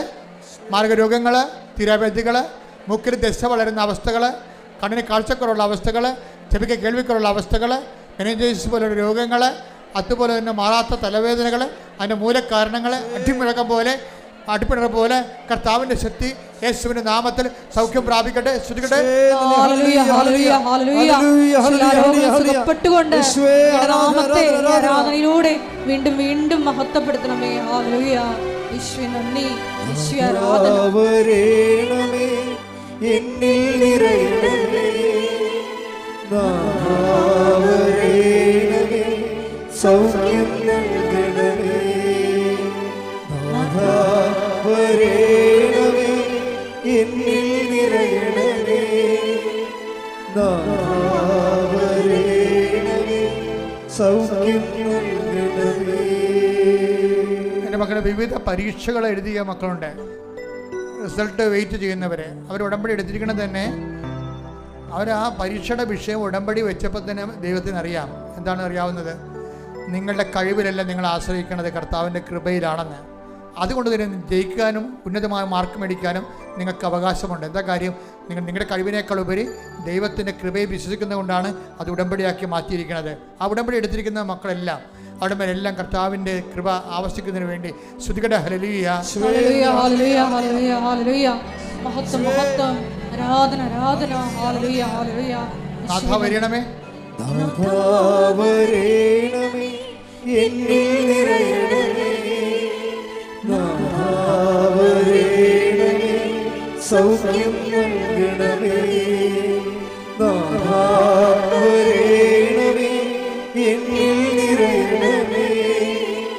നാഥാ വരേണമേ, സൗഖ്യം നൽകണമേ. പ്രത്യേക മാനസിക അവസ്ഥയിൽ, വൈകാരിക അവസ്ഥയിൽ ഈ ദുരന്തപരമായ അവസ്ഥയിൽ നിന്ന് ഒരു ഇഞ്ച് മുന്നോട്ട് പോകാൻ പറ്റണില്ലെന്ന് കണ്ണീരോടെ പ്രാർത്ഥിക്കുന്നവരുണ്ട്. ചിലപ്പോൾ സാമ്പത്തികമായ കടങ്ങളായിരിക്കാം, ചിലപ്പോൾ വിവാഹം ഒത്തുവരാതെ വീട്ടിൽ നിന്ന് എല്ലാവർക്കും വേണ്ടി കഴുകിയ അവസരം, നമുക്ക് ജീവിതമല്ലാത്ത രീതിയിൽ എല്ലാവരും നമ്മൾ പലതരത്തിൽ സമ്മർദ്ദപ്പെടുന്ന അവസ്ഥയാകാം. ഈ നരകത്തിൽ നിന്ന് എവിടെയെങ്കിലും പോയി രക്ഷപ്പെട്ടാൽ മതി എന്ന് രാവിലെ പകലും കണ്ണീര് കുടിക്കുന്ന വ്യക്തിയാകാം നീ. അപ്പം അങ്ങനെ എല്ലാവരുടെ വേദനകളെ ഇപ്പോൾ ആൾക്കാരെ വെക്കുകയാണ്.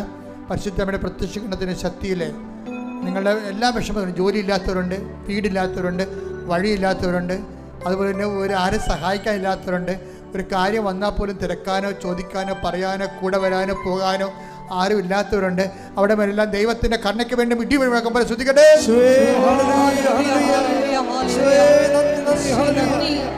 ആരാധന, മഹത്വം, മഹത്വം.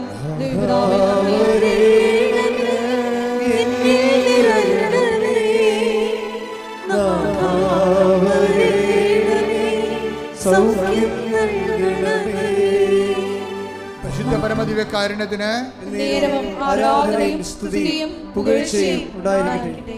ജോലിയില്ലാത്തവർ, ജോലി നഷ്ടപ്പെടാൻ പോകുന്നവർ, നഷ്ടപ്പെട്ട ജോലിക്ക് വേറെ സ്ഥലത്ത് കിട്ടാൻ പോകുന്നത് എന്ത് ചെയ്യണമെന്നൊരു തിട്ടമില്ലാത്ത ആൾക്കാരുണ്ട്. ഏത് രാജ്യത്ത് പോകണം, ഏത് ജോലി ചെയ്യണം, ഇവിടെ തന്നെ എന്താ ചെയ്യേണ്ടതെന്നതിനെക്കുറിച്ച് ഐഡിയ ഇല്ലാത്തവരുണ്ട്. ആപ്പാട് ജീവിതം കലങ്ങി മറിഞ്ഞ് കുഴഞ്ഞു കിടക്കുന്നവരുണ്ട്. അവർക്കെല്ലാം കൃത്യമായ ബോധ്യങ്ങൾ, അതായത് 72 മണിക്കൂറിനുള്ളിൽ ദൈവം അവരുടെ വിഷയത്തിന് മേൽ കൃപാസന അമ്മ ദൈവമാതാവിൻ്റെ പ്രത്യേകമായി ഇടപെടൽ ഉണ്ടാകുന്നതിന് വേണ്ടി ഇടിമുഴക്കം പോലെ ശ്രദ്ധിക്കട്ടെ.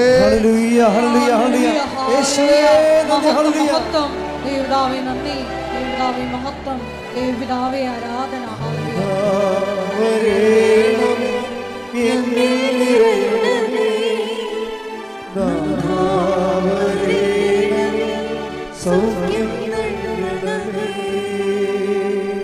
എപ്പോഴാണ് ഈ പ്രാർത്ഥന കൂടാൻ ഇടയിൽ വരണത്? ചിലപ്പോൾ 2 കൊല്ലം കഴിഞ്ഞായിരിക്കും ചില ആൾക്കാർ ഈ പ്രാർത്ഥന കൂടുന്നത്. അപ്പോൾ അവരുടെ വിഷയത്തിന് മേൽ 72 മണിക്കൂറിനുള്ളിൽ ആ വിഷയത്തിന് ദൈവം തീരുമാനം ഉണ്ടാക്കും. കാര്യം എന്താ വെച്ച് കഴിഞ്ഞാൽ, പ്രാർത്ഥനയിൽ കർത്താവിൻ്റെ അടുത്ത് നിന്നുകൊണ്ട് യേശുവിൻ്റെ നാമത്തിലാണ് നമ്മൾ പ്രത്യാശിക്കുന്നത്. അതുകൊണ്ട് തന്നെ സമയബന്ധിതമായിട്ട്, സമയമായില്ല കൃപാസനം പ്രാർത്ഥനകളെല്ലാം സമയത്തിന് മേൽ ദൈവത്തിൻ്റെ അധികാരം പരിശുദ്ധ അമ്മയിലൂടെ പ്രഖ്യാപിക്കുന്നതാണ് ഉടമ്പടി. ശ്രദ്ധിക്കട്ടെ.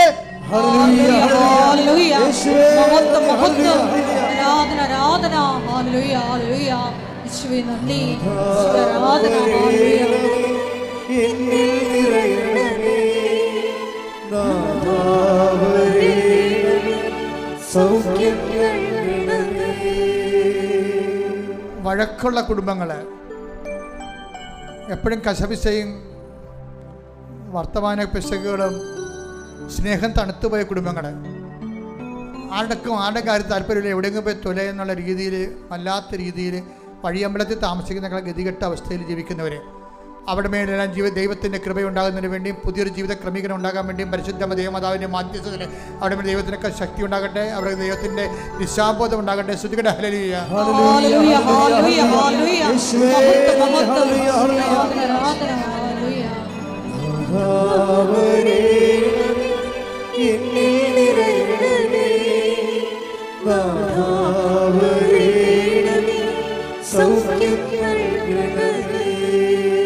പിരിഞ്ഞുപോയ ഭാര്യാഭർത്തകന്മാർ ഒരുമിച്ച് ജീവിക്കാൻ വീണ്ടും ആഗ്രഹിക്കുന്നവരെ, കോടതി കേസ് അനുകൂലമായി വിധിച്ചുകൊണ്ട് ദൈവത്തിന് നീതി നിറവേറാൻ ആഗ്രഹിക്കുന്നവരെ, തിന്മയിൽ നിന്ന് രക്ഷപ്പെടാൻ ഉദ്ദേശിക്കുന്നവരെ, അവിടെ പ്രാർത്ഥനകളുടെ മേലെല്ലാം ദൈവത്തിന്റെ തീരുമാനം ഉണ്ടാകാൻ വേണ്ടി ശ്രദ്ധിക്കട്ടെ. ശ്രദ്ധിക്കട്ടെ. ശ്രദ്ധിക്കട്ടെ.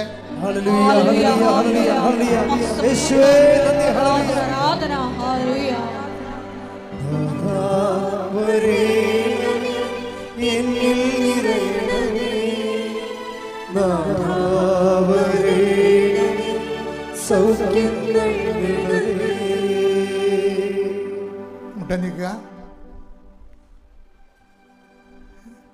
രേഖാമൂലമായ തടസ്സങ്ങൾ, രേഖകൾ കാണാതെ പോയത്, രേഖ നഷ്ടപ്പെട്ടത്, ചില രേഖകളെ പിടിച്ചു വച്ചിരിക്കുന്നത്, ആ മേഖലകളെല്ലാം മൗനമായി പ്രാർത്ഥിക്കേണ്ട സമയമാണിത്.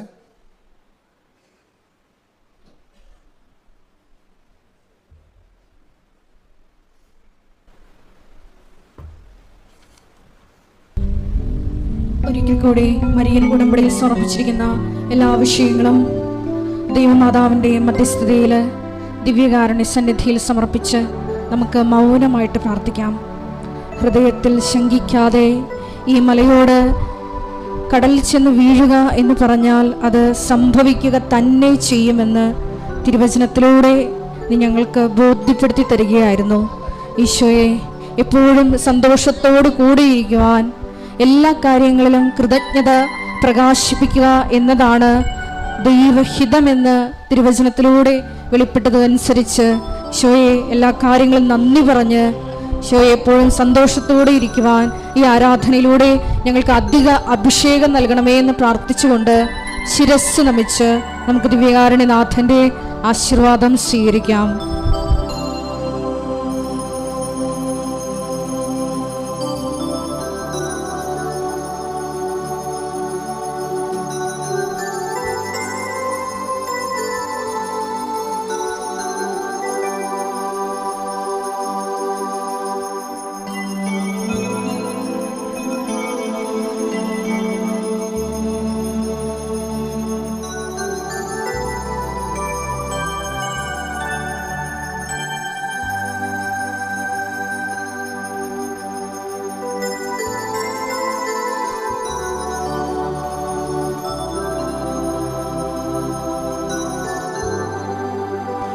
പരിശുദ്ധ പരമമാ ദിവ്യകാരുണ്യമേ,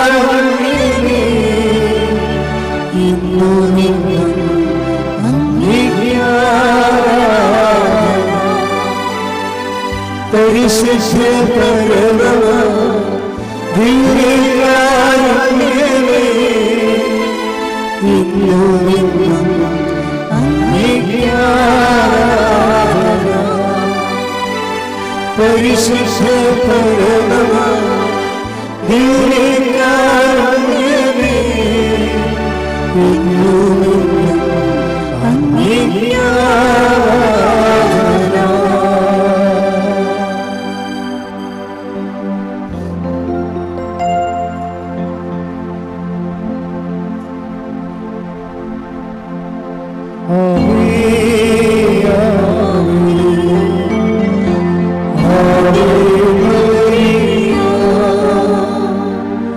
Hallelujah.